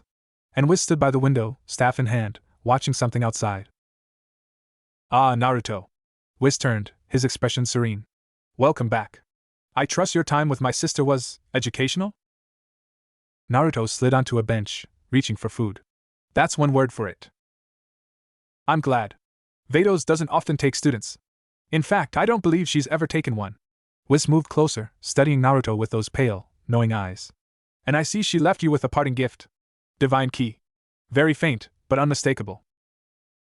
Is that a problem? Not at all. It's quite remarkable, actually. Whis sat across from him, ignoring the food. Mortal bodies aren't designed to contain divine energy.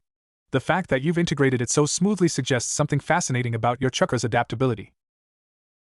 Naruto chewed, considering his response. She said it would make me visible. To gods. To other angels. It will. But visibility isn't necessarily danger. Whis' expression didn't change, but something in his voice shifted. However, there is something you should know. Word has spread. About you. About your training with Vados. About the connection you formed. Naruto's chewing slowed. What kind of word?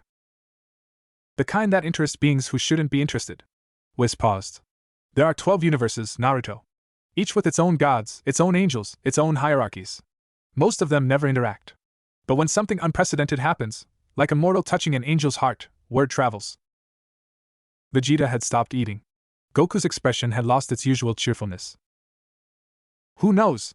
Naruto asked. Enough. Daishinkan, certainly, he sees everything that involves his children. Several gods of destruction have taken notice. And, Whis hesitated, the first time Naruto had ever seen him hesitate.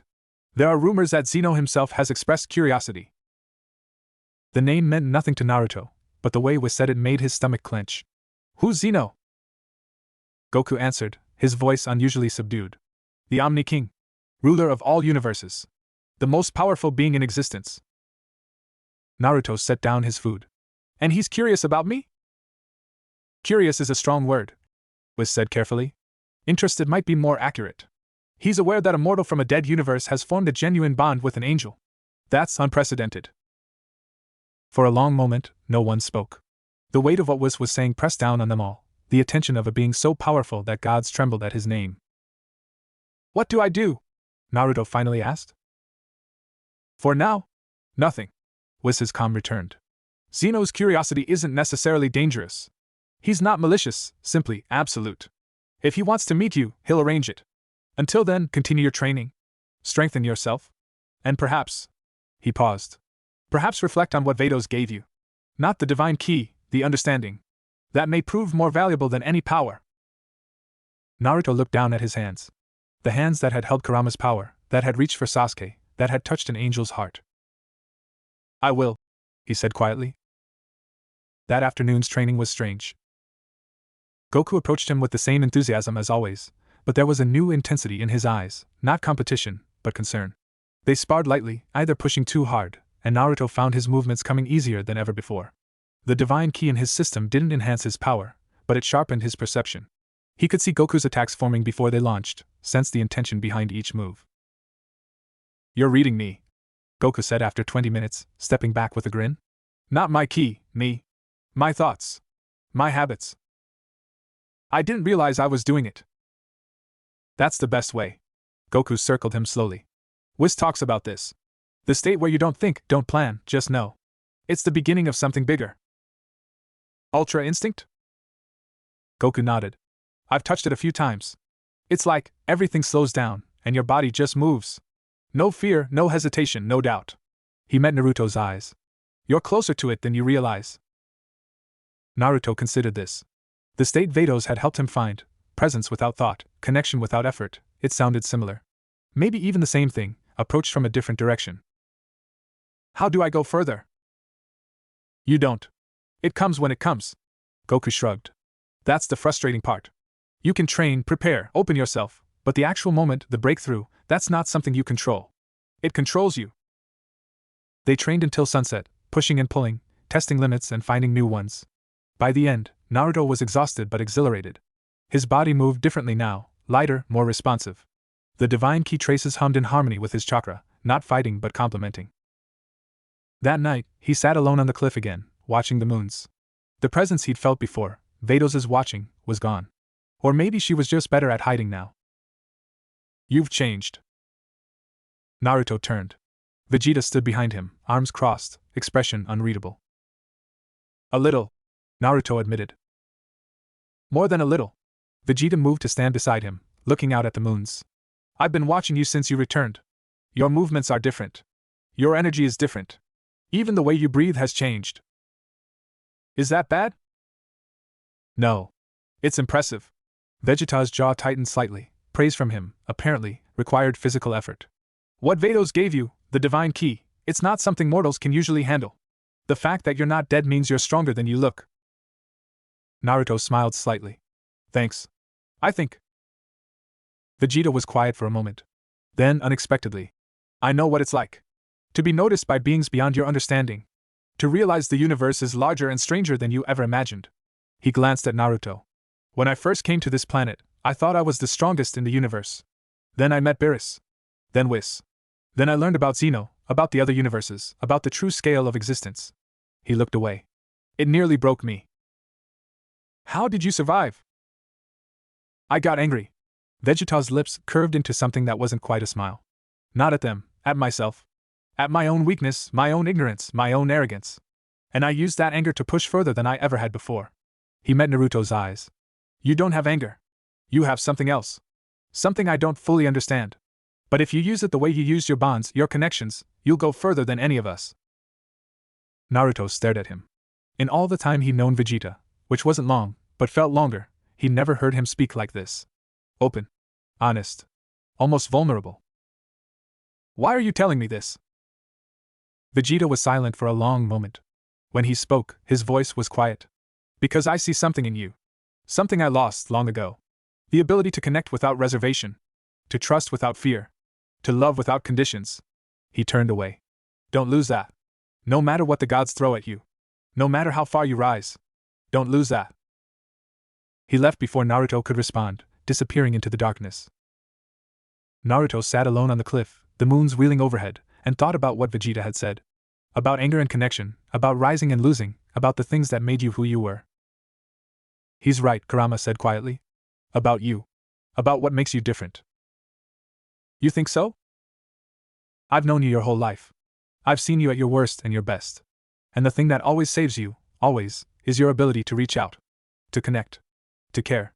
The Ninetales paused. Even with me. Especially with me. Naruto smiled, a real smile this time. Thanks, Kurama. Don't thank me. Just don't forget. Above him, invisible to mortal eyes, divine ki flowed through the cosmos in currents older than time. And somewhere in that vastness, Vados watched, and smiled, and remembered what feeling felt like. 3 days passed. Naruto trained with Goku, ate with Vegeta, and learned from Whis. His body grew stronger, his perception sharper, his understanding deeper. The divine ki traces settled into his chakra like old friends, no longer foreign but integrated. On the 4th day, everything changed. Naruto was mid-spar with Goku when the sky tore open. Not figuratively, literally. A gash of golden light split the heavens above Beerus' planet, spreading like a wound in reality itself. The ground shook. The 3 moons wobbled in their orbits. And from that gash stepped beings that made Naruto's newly sensitive perception scream in protest. 3 of them. The first was small, child-sized, with pale skin and eyes that held no emotion whatsoever. It wore simple robes and floated on a disk of golden light, and its presence was so vast, so absolute, that Naruto's mind couldn't process it. This, he knew instantly, was Zeno. The Omni King. The being who could erase universes with a thought. The second walked beside him, tall, regal, with flowing white hair and an expression of serene authority. Daishinkan, the Grand Priest. Father of all angels. His power made Whis feel like a candle next to a sun. The third brought a gasp from Naruto's throat. Vados. She stood behind the others, her expression unreadable, her staff held loosely at her side. She didn't look at Naruto, didn't look at anything, but he felt her presence anyway, the familiar coolness of her ki, the echo of their connection. Goku had frozen mid-strike. Below them, Naruto sensed Beerus's power flare with alarm, then immediately suppress itself into submission. Even gods knew their place before Zeno. Whis appeared beside them, materializing from nowhere. His usual calm had deepened into something almost like reverence. "Your Excellency," he said, bowing low. "This is an unexpected honor." Zeno floated forward, his childlike face turning to take in the scene. His eyes passed over Goku, over Naruto, over the palace below. When he spoke, his voice was high and innocent, the voice of a child asking for a toy. "I heard about the mortal," he said. "The one who made Vados feel something. I wanted to see him." Every word pressed against Naruto's consciousness like physical weight. This being could destroy him without effort. Could destroy everything he'd ever loved. Could erase his entire universe from existence, and never think about it again.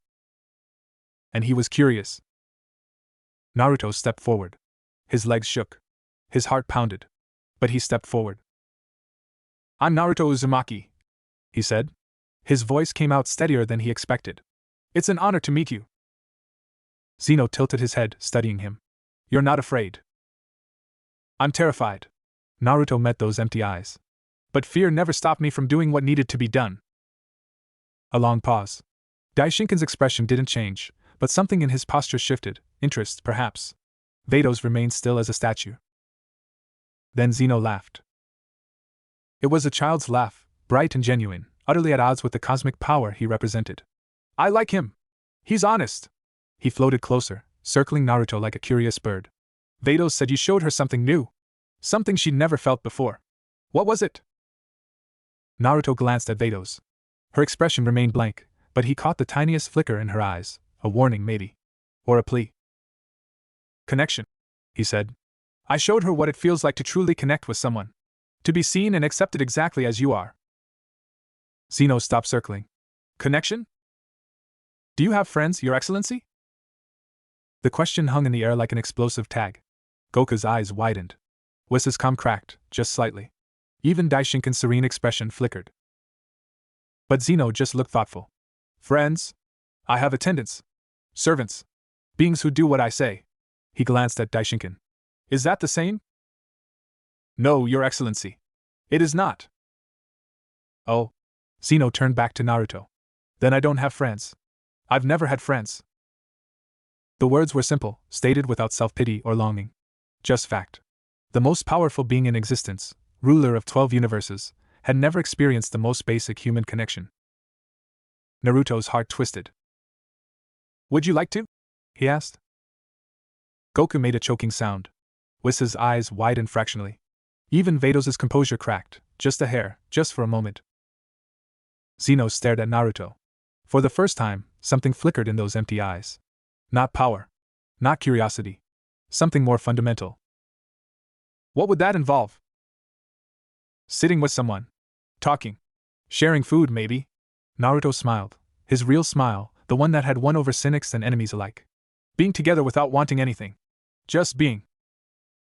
Zeno considered this. The silence stretched long enough to become uncomfortable. Daishinkan shifted slightly, a movement so subtle only someone with Naruto's enhanced perception would notice. "I'd like to try," Zeno finally said. "With you." They sat on the edge of the cliff, overlooking the 3 moons and the impossible landscape. Zeno had dismissed his attendants, Daishinkan retreated to a respectful distance, Vados vanished entirely, and Whis guided a stunned Goku back to the palace. Now it was just Naruto and the Omni King, side by side like old friends. "These are nice," Zeno said, gesturing at the moons. "I don't usually notice things like this." "Why not?" "Too much to pay attention to. 12 universes. Countless worlds. Beings always asking for things, wanting things, needing things." He swung his small legs over the cliff edge. "It's exhausting." Naruto nodded. He understood exhaustion, the weight of responsibility, the endless demands of those who needed you. "Do you have anyone who helps? Someone you can just be with?" Zeno considered. "Daishinkan tries. But he's always working. Always managing. And the others?" He shrugged. "They're afraid. Even the gods are afraid. I can see it in them, always. The fear. That must be lonely." "Yes." Zeno looked at him. "Is that why Vados liked you? Because you're not afraid?" Partly. But also because I saw her.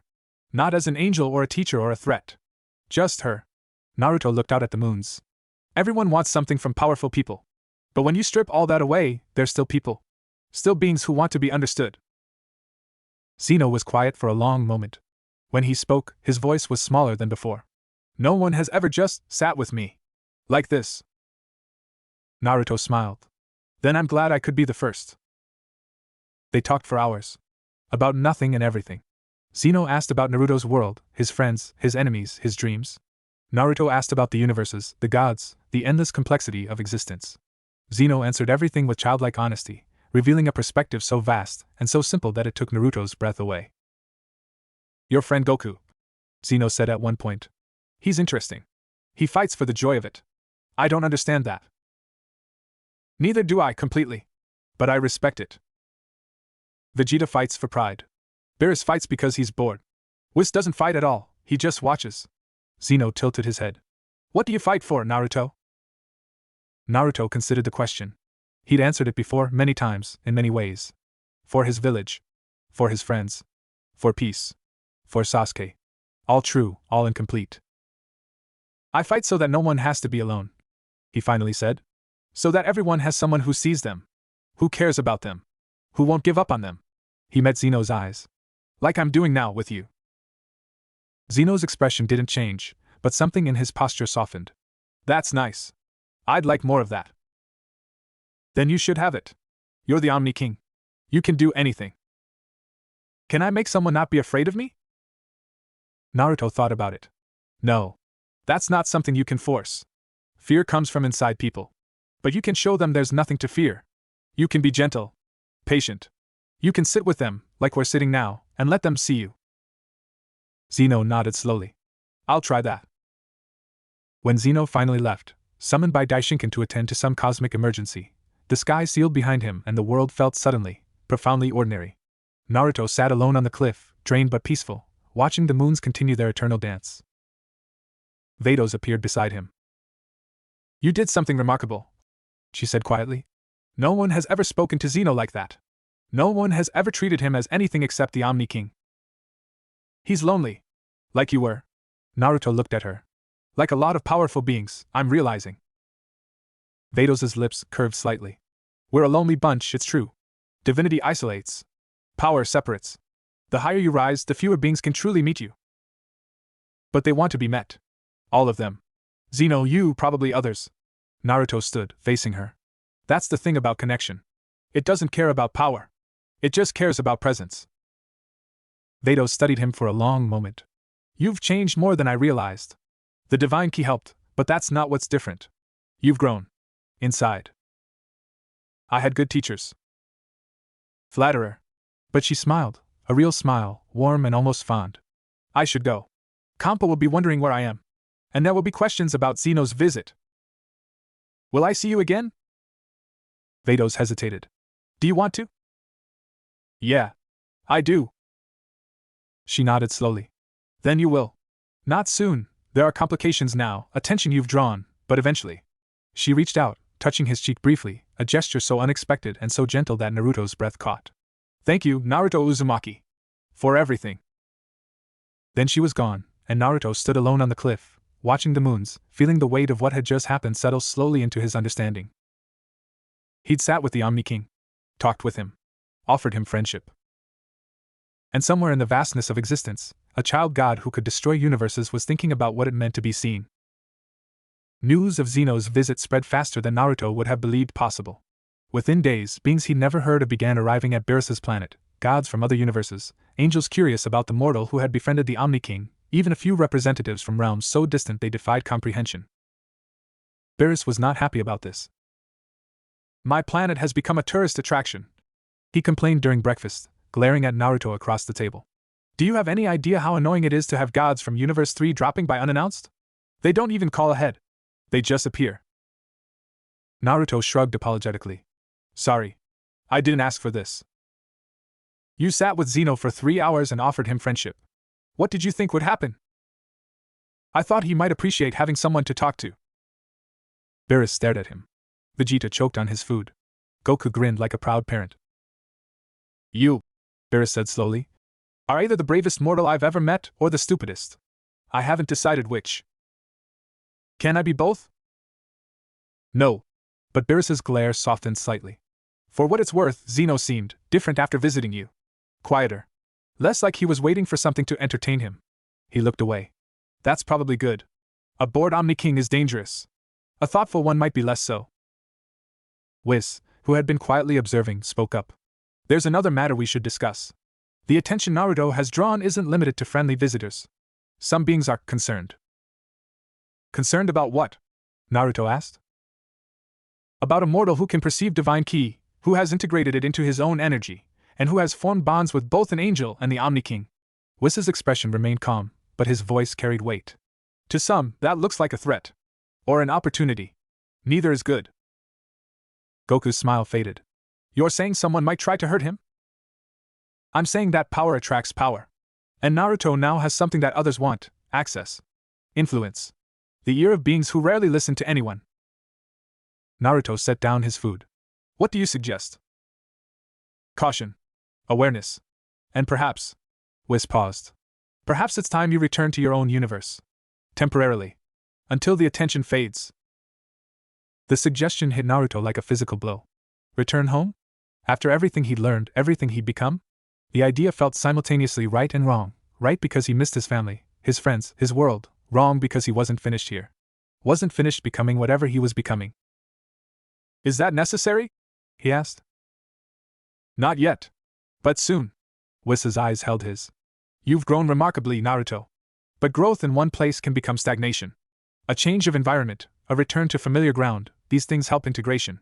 Help you understand what you've become by seeing it against what you were. Naruto looked at Goku. The Scion's expression was carefully neutral, but his eyes held something like regret. He's right, Goku said quietly. I hate it when he's right, but he is. You need to go back. Process everything. And then, when you're ready, come train again. When? A few months. A year. Time moves differently here anyway. Your world won't have changed much. Goku managed a smile. And I'll be here when you return. Stronger than ever, probably. You'll have to catch up. Naruto laughed despite himself. Yeah. Probably. That night, Naruto packed his few belongings. Nothing really, just the clothes he'd arrived in and some souvenirs Goku had pressed on him. The room that had become home felt suddenly small, suddenly temporary, exactly what it had always been. You're sad, Kurama observed. A little. I didn't expect to leave so soon. Is that all? Naruto was quiet for a moment. I'm going to miss it. The training. The challenge. Goku's stupid grin. Even Vegeta's grumpiness. And Vados? He didn't answer. Couldn't answer. His feelings about Vados were too complicated to put into words. Gratitude, certainly. Respect. And something else, something softer, that he didn't have a name for. She'll find you again, Kurama said. She said she would. I know. It's just hard. Letting go always is. Naruto finished packing and sat on the bed, staring at the wall. Tomorrow he would leave. Tomorrow he would return to Kenoha, to his family, to the life he'd built. And everything he'd learned here, about divine ki, about connection, about the vastness of existence, would become something he carried inside, invisible to everyone who knew him. Would they see the change? Would Hinata notice something different in his eyes? Would Sasuke sense the new depth in his chakra? Would his children understand that their father had sat with gods and touched an angel's heart? Probably not. And that was okay. Some things were meant to be carried alone. He found Goku on the training platform, moving through forms in the moonlight. The Scion didn't stop as Naruto approached, but his rhythm shifted slightly, acknowledgement without interruption. Can't sleep either? Naruto asked. Never can, night before someone leaves. Goku completed his form and straightened. It's stupid. I've said goodbye to lots of people. You'd think I'd be used to it. Maybe it never gets easier. Yeah. Maybe. Goku moved to sit on the platform's edge, patting the space beside him. Naruto sat. They looked out at the moons together. I learned something from you, Goku said after a while. Something I didn't expect. What's that? That fighting isn't everything. Goku's voice was thoughtful, almost wondering. I've always known that, I guess, but I never really felt it. Not until I saw you with Vados. With Zeno. The way you just connected with them. No fighting. No competition. Just being. Naruto glanced at him. That bothers you? Bothers me? No. Goku shook his head. It just showed me something I've been missing. All these years, I've trained to get stronger, fight harder, push further. And I never stopped to think about what I was fighting for. Not really. What are you fighting for? Goku was quiet for a long moment. My family, I guess. My friends. Earth. The usual stuff. He looked at Naruto. But also, I fight because I love it. Because pushing limits feels good. Because getting stronger is its own reward. And I don't think that's wrong. It's not wrong. It's who you are. But it's not who you are. Goku met his eyes. You fight because you have to. Because people need you. Because if you don't fight, someone gets hurt. He smiled sadly. That's a heavier weight than I've ever carried. Naruto thought about it. Thought about all the battles, all the sacrifices, all the moments when fighting was the only option left. It's not heavier. Just different. Maybe. Goku stood, offering his hand. One last spar? Light contact. Just for fun. Naruto took his hand, letting Goku pull him up. Just for fun. They faced each other on the platform, moonlight painting them silver. No words. No plans. Just two fighters who had become friends, moving together one last time before distance separated them. The spar lasted hours. Neither kept score. Neither pushed too hard. They simply moved, flowing through forms and counters and laughter, letting their bodies speak while their hearts said goodbye. When dawn broke over the 3 moons, they stopped. I'll miss this, Naruto admitted. Me too. Goku grinned, but his eyes were bright. But you'll be back. And when you are, I'll have new techniques to show you. New ways to push you. New limits to break. I'm counting on it. They clasped hands, not a challenge, not a competition, just two friends promising to see each other again. Then Naruto turned and walked toward the palace, toward Whis, toward the journey home. Whis waited in the garden, staff in hand, expression serene. But beneath the calm, Naruto sensed something, approval, maybe. Even fondness. Ready? Whis asked. As I'll ever be. The journey will take moments. You'll arrive exactly where you left, at exactly the moment you left. No one will know you've been gone. Whis raised his staff. But you'll know. And that knowledge will change everything.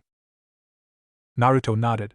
He thought about this, about returning to a world that hadn't missed him, to people who hadn't watched him grow. It would be strange. Hard, maybe. But necessary. Tell Vados. He paused. Tell her I'll see her again.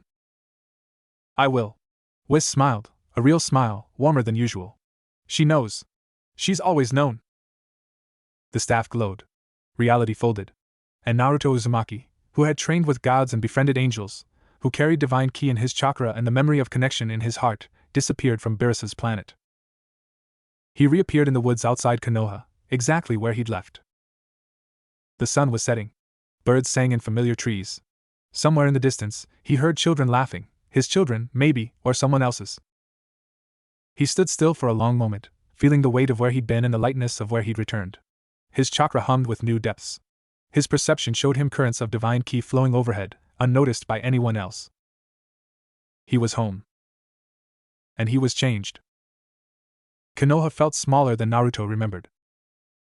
Not physically, the streets were the same, the buildings familiar, the Hokage faces on the mountain watching over everything with stone eyes.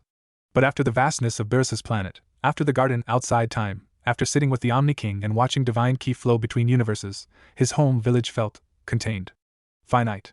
Comfortable in a way that was both soothing and strange. He walked through the streets slowly, drinking it in. The ramen stand where he'd eaten countless meals. The academy where he'd struggled and failed and eventually passed. The training grounds where he'd learned to be a shinobi. Everything exactly as he'd left it, unchanged by his absence because his absence hadn't happened here. No one noticed anything different about him. Why would they? To them, he'd been gone moments. The Naruto who left the village for a mysterious training opportunity was the same Naruto who returned. Except he wasn't. You're going to have to hide it, Kurama said. The divine ki. Most people won't sense it, but some will. Sasuke maybe? The older ninja. Anyone with strong sensory abilities. I know. I've been suppressing it since I landed. Good. Keep doing that. He made his way home, the house he shared with Hinata, the house where his children waited. His hand paused on the door handle. What would they see when they looked at him? Would Hinata sense the change in his chakra? Would Boruto and Himawari notice something different in his eyes? He opened the door. Dad! Himawari launched herself at him, small arms wrapping around his legs. Boruto looked up from the couch, feigning indifference but unable to hide the smile tugging at his lips. And Hinata appeared from the kitchen, wiping her hands on a towel, her gentle smile warming everything it touched. You're back early, she said. How was training? Naruto scooped up Himawari, burying his face in her hair for a moment before answering. Good. Really good. Learned a lot. That's wonderful. Hinata moved closer, and for just a moment, her eyes flickered, a brief hesitation, a micro-expression of something almost like confusion. Then it was gone, replaced by warmth. Dinner's almost ready. Boruto, set the table. Mom, I was relaxing. Set the table. Boruto grumbled but obeyed. Himawari chattered about her day, about a new friend at school, about a butterfly she'd caught and released. Normal. Ordinary. Perfect. Naruto listened and smiled and played his part, but part of him remained elsewhere, aware of the divine ki flowing overhead, sensing the faint presences of gods watching from impossible distances, feeling the weight of everything he'd learned pressing against the inside of his skull. This was home. He was home. So why did he feel so far away? Days passed. Naruto fell back into routine, training with Boruto, spending time with Himawari, helping Hinata with chores, visiting the Hokage to check in. To everyone else, he was the same Naruto they'd always known. A little quieter, maybe. A little more thoughtful. But essentially unchanged. Only Hinata seemed to sense something different. She didn't mention it at first.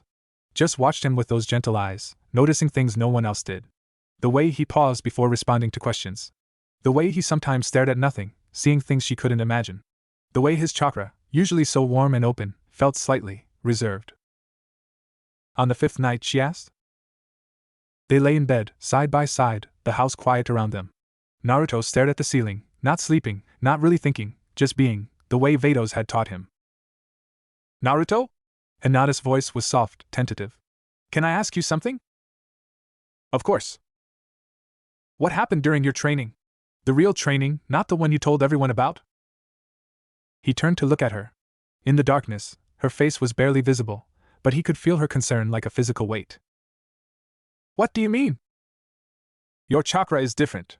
She reached out, touching his chest. It feels deeper. Like there's more to you than there was before. And sometimes, when you think I'm not looking, you get this expression, like you're seeing something far away. Something no one else can see. Naruto was quiet for a moment. He'd known this conversation would come eventually. Hinata saw him too clearly for secrets to last. I went somewhere, he said slowly. Somewhere outside our universe. I trained with beings you wouldn't believe exist. I learned things about energy, about connection, about the nature of reality itself. He took her hand. And I changed. Not on purpose. Just, it happened. Hinata's eyes held his. Changed how? I can see things now. Sense things. Divine ki, it's like chakra, but different. Deeper. It flows through everything, but most people never notice it. He squeezed her hand. I notice it. All the time. And it makes me feel, I don't know, separated sometimes. Like I'm living in two worlds at once. She was quiet for a long moment. Then, gently, are you still you? The question hit him harder than he expected. Was he still himself? After everything that had happened, after all the growth and change and connection, was the core of him still intact? Yes, he said, and realized it was true. I'm still me. Just more aware. More connected. More. He struggled for words. More like I was always meant to be, maybe. Hinata smiled, that gentle smile that had never wavered, through everything. Then I'm not worried. As long as you're still you, the rest doesn't matter. She kissed his cheek and settled against his shoulder. Within minutes, her breathing evened into sleep. Naruto lay awake, staring at the ceiling, feeling the weight of her trust and the vastness of the cosmos pressing against each other in his chest. She's remarkable, Kurama said quietly. You're lucky. I know. Don't waste it. This life, this love, it's rarer than divine ki. Rarer than anything. I know that too. He closed his eyes, and for the first time since returning, slept without dreams. A week later, Sasuke appeared. He materialized in the training ground where Naruto was sparring with Boruto, his Rinnegan swirling with recent use, his expression as unreadable as ever. Boruto froze mid-strike, caught between excitement at seeing his mentor and wariness at the interruption. Sasuke. Naruto lowered his fists. Didn't expect you back so soon. Something felt wrong. Sasuke's eyes, both of them, studied Naruto with an intensity that made Boruto shift uncomfortably. Your chakra. From halfway across the world I felt it change. Naruto glanced at Boruto. Give us a minute? But. Just a minute. Practice your forms. I'll check them later. Boruto grumbled but obeyed, retreating to the far end of the training ground. Naruto turned to Sasuke, letting his suppression drop just slightly, just enough for his oldest friend to sense what had changed. Sasuke's eyes widened. What is that? It's not chakra. Divine ki. From angels. From gods. Naruto met his gaze. I've been places, Sasuke. Seen things that would break your mind. Trained with beings who could destroy our universe without effort. He paused. And I made friends with some of them. Sasuke was quiet for a long moment, processing. Then, show me. So Naruto did. Not with words, with presence. He opened himself the way he'd opened to Vados, the way he'd opened to Zeno, letting Sasuke feel the layers of connection and divine energy that now permeated his chakra. When he finished, Sasuke's expression had shifted from suspicion to something almost like wonder. You've changed, he said quietly. Yeah, I have. Is it permanent? I don't know. Maybe. Naruto looked at his hands. Part of me hopes so. Part of me hopes not. It's complicated. Sasuke nodded slowly. Complicated, I understand. He moved closer, lowering his voice. There are things in this world, in this universe, that I've learned about. Beings beyond the Otsutsuki.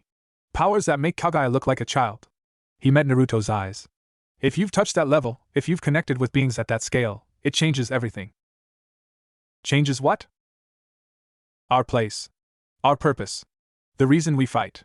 Sasuke looked away, toward the village, toward everything they'd both sacrificed to protect. If gods exist, if beings of that power watch over everything, then what are we? What's the point of our struggles, our losses, our victories? Naruto considered the question. He'd asked it himself, in the garden outside time, in the void between universes. And he'd found an answer. We're the point, he said. That's what Vados taught me. The gods, the angels, they're powerful, but they're also separate. Distant. They watch, but they don't live. Not the way we do. He touched his chest. We feel. We connect. We love and lose and keep going anyway. That's not weakness. That's the whole point.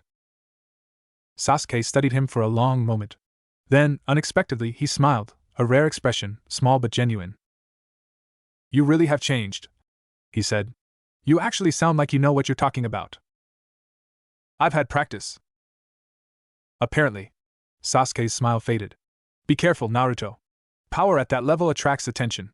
And not all attention is friendly. I know. I'm being careful. Good. Sasuke turned to leave, then paused. Boruto's forms are sloppy. Fix them. And he was gone, dissolving into crows and shadows, leaving Naruto alone with his thoughts and the distant sound of his son practicing in the fading light.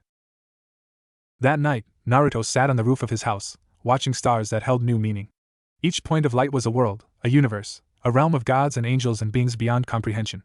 And somewhere out there, Vados watched too, or didn't, or might, or wouldn't. He couldn't tell anymore. You're brooding, Kurama observed. Thinking. There's a difference. Is there? Naruto smiled slightly. Maybe not. The night air was warm, scented with flowers from Hinata's garden. Somewhere in the village, laughter rose and fell, people living their lives, unaware of the vastness beyond their sky. It was peaceful. Perfect. Everything he'd fought for. So why did he feel restless? Because you've seen more, Kurama said gently. Because you know there's more. That doesn't make this less valuable. It just makes you more aware. I know. I just... miss it? The training? The challenge? Her, Naruto admitted. I miss her. Vados. Not in a romantic way, it's not that. We connected. Really connected. And now she's gone, and I don't know if I'll ever see her again. Kurama was quiet for a moment. You will. Connection like that doesn't fade. It waits. You really believe that? I've lived inside you for your whole life. I've seen how connection works, How it persists beyond distance, beyond death, beyond everything. If what you and Vados shared was real, it's not gone. It's just waiting. Naruto looked up at the stars. At the divine ki flowing invisibly between them. At the vast, incomprehensible cosmos that held gods and angels and the Omni King himself. Waiting, he repeated softly. I can do that. Below him, his family slept. Around him, his village thrived. And somewhere beyond the reach of mortal eyes, an angel stood in her garden, watching the same stars, feeling the echo of connection that distance couldn't diminish. Waiting. Just like him. 6 months passed. Naruto settled back into village life with the patience of someone who had learned to move without rushing. He trained Boruto, played with Himawari, loved Hinata, and carried out his duties as Hokage's right hand. To everyone who knew him, he was the same Naruto, maybe a little quieter, a little more thoughtful, but essentially unchanged. Only Hinata and Sasuke knew the truth. Only they saw the moments when his eyes went distant, when he stared at nothing and saw everything, when the weight of divine perception pressed against his mortal understanding. And only they noticed when it started to change. It began subtly. Naruto's chakra, already deeper than before, began to shift, not in power, but in quality. The divine ki traces that had integrated after his training with Vados started to spread, to grow, to become more than just echoes. His sensory abilities expanded until he could feel not just the chakra of everyone in Kenoha, but the divine ki flowing above them, around them, through them. It's getting stronger, Sasuke observed during one of their rare meetings. They stood on the Hokage monument, looking out over the village. The divine energy in you. It's not just traces anymore. I know. Naruto's voice was calm, but his eyes held something troubled. I don't know why. I haven't been training. Haven't been pushing it. It's just growing on its own. That's not normal. Nothing about this is normal. They stood in silence for a moment. Below them, the village went about its evening business, lights flickering on, families gathering for dinner, the endless rhythm of ordinary life. Have you tried contacting her? Sasuke asked. Vados? No. I don't know how.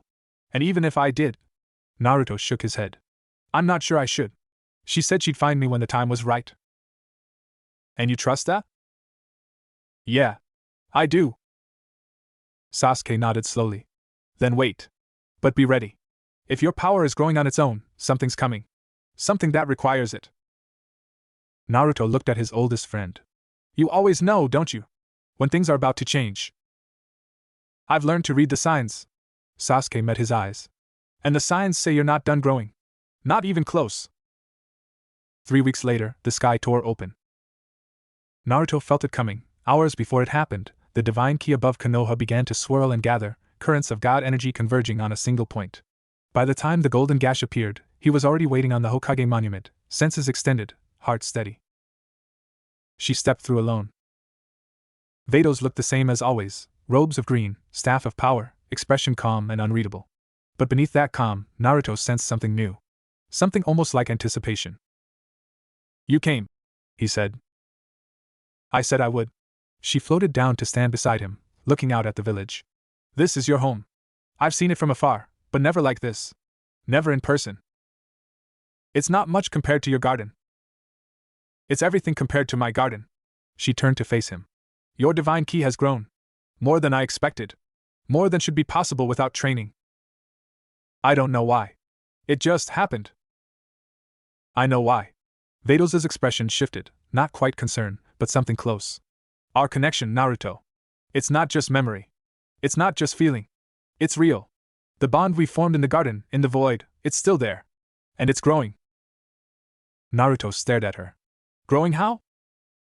Divine ki responds to connection. To bonds. To the kind of relationship we built. She moved closer, her presence cool and familiar. Every moment you've thought of me, every feeling you've carried, it's fed the bond. Strengthened it.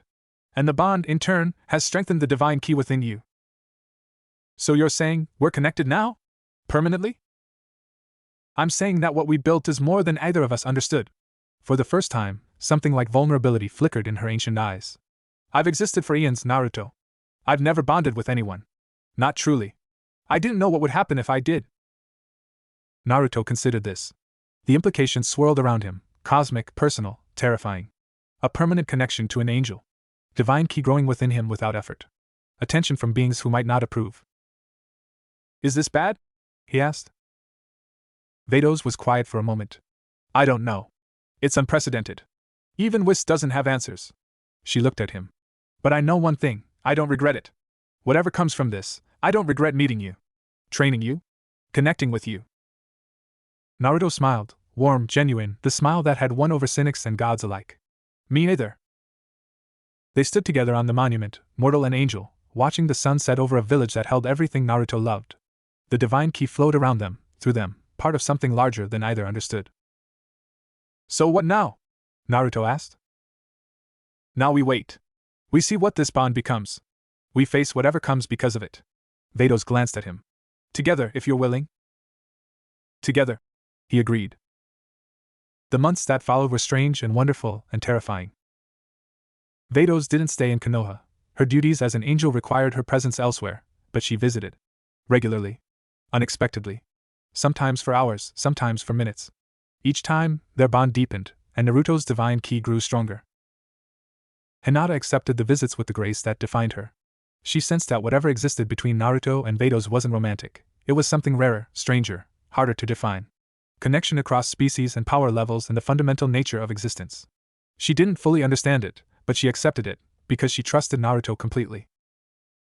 Boruto and Himawari were fascinated by the elegant woman who appeared and disappeared at will. Vados, for her part, treated them with a patience she showed few mortals, answering their endless questions with calm precision.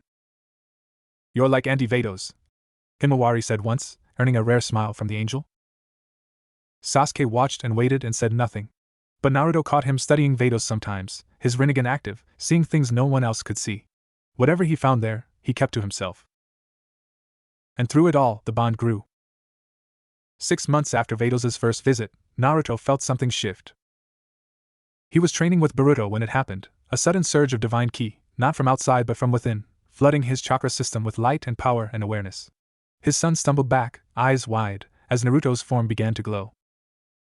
Dad? Naruto couldn't answer. The transformation wasn't painful, it was too vast for pain, but it was overwhelming. Layers of perception peeled open. Distances collapsed. The universe unfolded before him in ways he never imagined. And through it all, he felt Vados. Felt her surprise, her wonder, her sudden understanding. It's happening, she sent through their bond. The integration is complete. You're becoming something new. What? What am I becoming?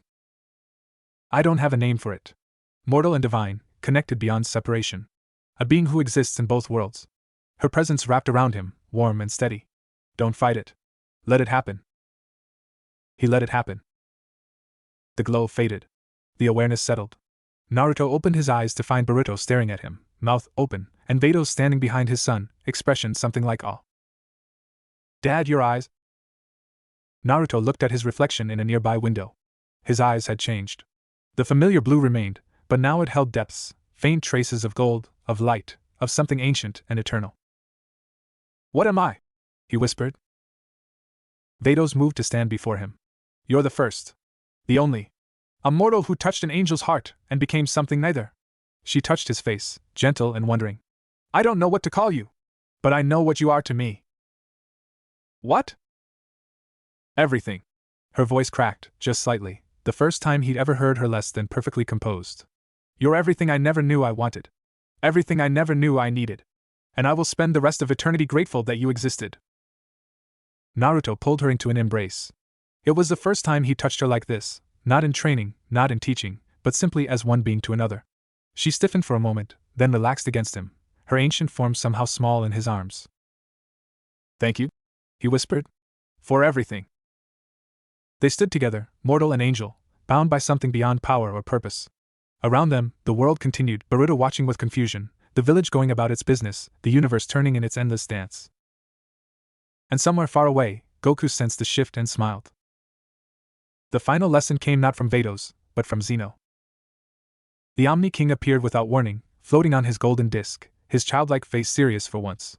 Naruto was alone when he arrived, sitting on the Hokage monument, watching stars that now felt almost close enough to touch. Hello, Naruto. Zeno. Naruto stood, bowing slightly. This is unexpected. I wanted to see you. To see what you've become. Zeno studied him with those empty eyes. You're different now. Not mortal, not divine. Something in between. I don't fully understand it myself. That's okay. Understanding comes later. Zeno floated closer. I came to tell you something. Something important. Naruto waited. You've changed things. By connecting with Vados, by becoming what you are, you've shown that the boundaries between mortal and divine aren't as fixed as we thought. Zeno's voice was calm, but carried weight. Some beings are afraid of that. Some will try to stop it. To stop you. Are you one of them? Zeno considered the question. No. I'm curious. I want to see what happens next. He smiled, a child's smile, innocent and terrifying. But I can't protect you. If others come for you, if other gods decide you're a threat, I won't interfere. I understand. Do you? They could destroy you. Destroy everything you love. And I would watch, because that's what I do. Zeno's smile faded. I'm not cruel, Naruto. I'm just apart. Separate. The way I've always been. Naruto nodded slowly. I know. And I don't expect protection. I never did. Zeno studied him for a long moment. Then, unexpectedly, he reached out and took Naruto's hand. His grip was small, child-soft, but carried the weight of universes. I'm glad you sat with me, he said quietly. I'm glad you showed me what connection feels like. Even if I can't fully feel it myself. He released Naruto's hand. That's why I won't stop you. That's why I'll watch with hope, not indifference. Then he was gone, and Naruto stood alone on the monument, feeling the weight of everything pressing against his newly expanded awareness. What now? Kurama asked. Naruto looked out at his village. At the lights flickering in windows, the families gathered for dinner, the ordinary lives that made everything worth fighting for. Now we live, he said. Now we love. Now we face whatever comes, together. And Vados? He smiled, feeling her presence through their bond, distant but steady, waiting but patient. She'll be there. When I need her. When she needs me. That's what connection means. The stars wheeled overhead. The divine ki flowed in currents older than time. And Naruto Uzumaki, who had started as an outcast and become a hero, who had touched gods and befriended angels, who had learned that strength meant nothing without connection, Naruto Uzumaki stood at the center of everything and nothing, exactly where he belonged. Epilogue: The Garden. Years passed. Or didn't. Time in the garden outside universes moved differently. Vados tended her impossible plants, watching them grow and change in patterns that mortal eyes couldn't follow. Her staff floated beside her, ready for whenever duty called. But her mind was elsewhere, with a mortal who had become something more, with a bond that had changed everything. He appeared without warning, stepping through the veil between worlds as if he'd been doing it his whole life. His eyes held that familiar gold-flecked blue, his smile the same warmth that had first drawn her attention. You came, she said. I said I would. Naruto moved through her garden, touching leaves that chimed at his presence. It's beautiful here. I forgot how beautiful. It's changed since you left. The plants respond to you now. To our bond. She gestured, and the silver pool rippled with images, his village, his family, his world. They remember. Naruto looked at the images, at the life he built and loved. Then he turned to her. I brought something. He reached into his robe and withdrew a small package, wrapped simply, tied with string. Hinata made it. She said you should have something from home. Vados took the package, unwrapping it carefully. Inside lay a small ceramic bowl, hand-painted with flowers and leaves, imperfect in ways that made it perfect. It's for your garden, Naruto said. To remind you that connection isn't just between people. It's between worlds. Between lives. Between everything. Vados held the bowl, feeling its warmth, its ordinariness, its profound humanity. For a long moment, she couldn't speak. Thank you, she finally managed. Thank her for me. I will. Naruto smiled, that smile. I should go. They're waiting. But I'll be back. Whenever you need me. Whenever I need you. She nodded, understanding. That was the nature of their bond now. Not constant presence, but constant possibility. The knowledge that across any distance, through any barrier, connection waited. I'll be here, she said. He stepped back, and the garden began to fade. But before he disappeared completely, he paused. Vados? Yes? You're not alone anymore. You never will be again. Then he was gone, and Vados stood in her garden, holding a simple ceramic bowl, feeling something warm and unfamiliar bloom in her ancient chest. She looked up at the sky, her sky, eternal and unchanging, and smiled. Neither are you, she whispered. Somewhere across universes, Naruto Uzumaki felt the words through their bond, and smiled too.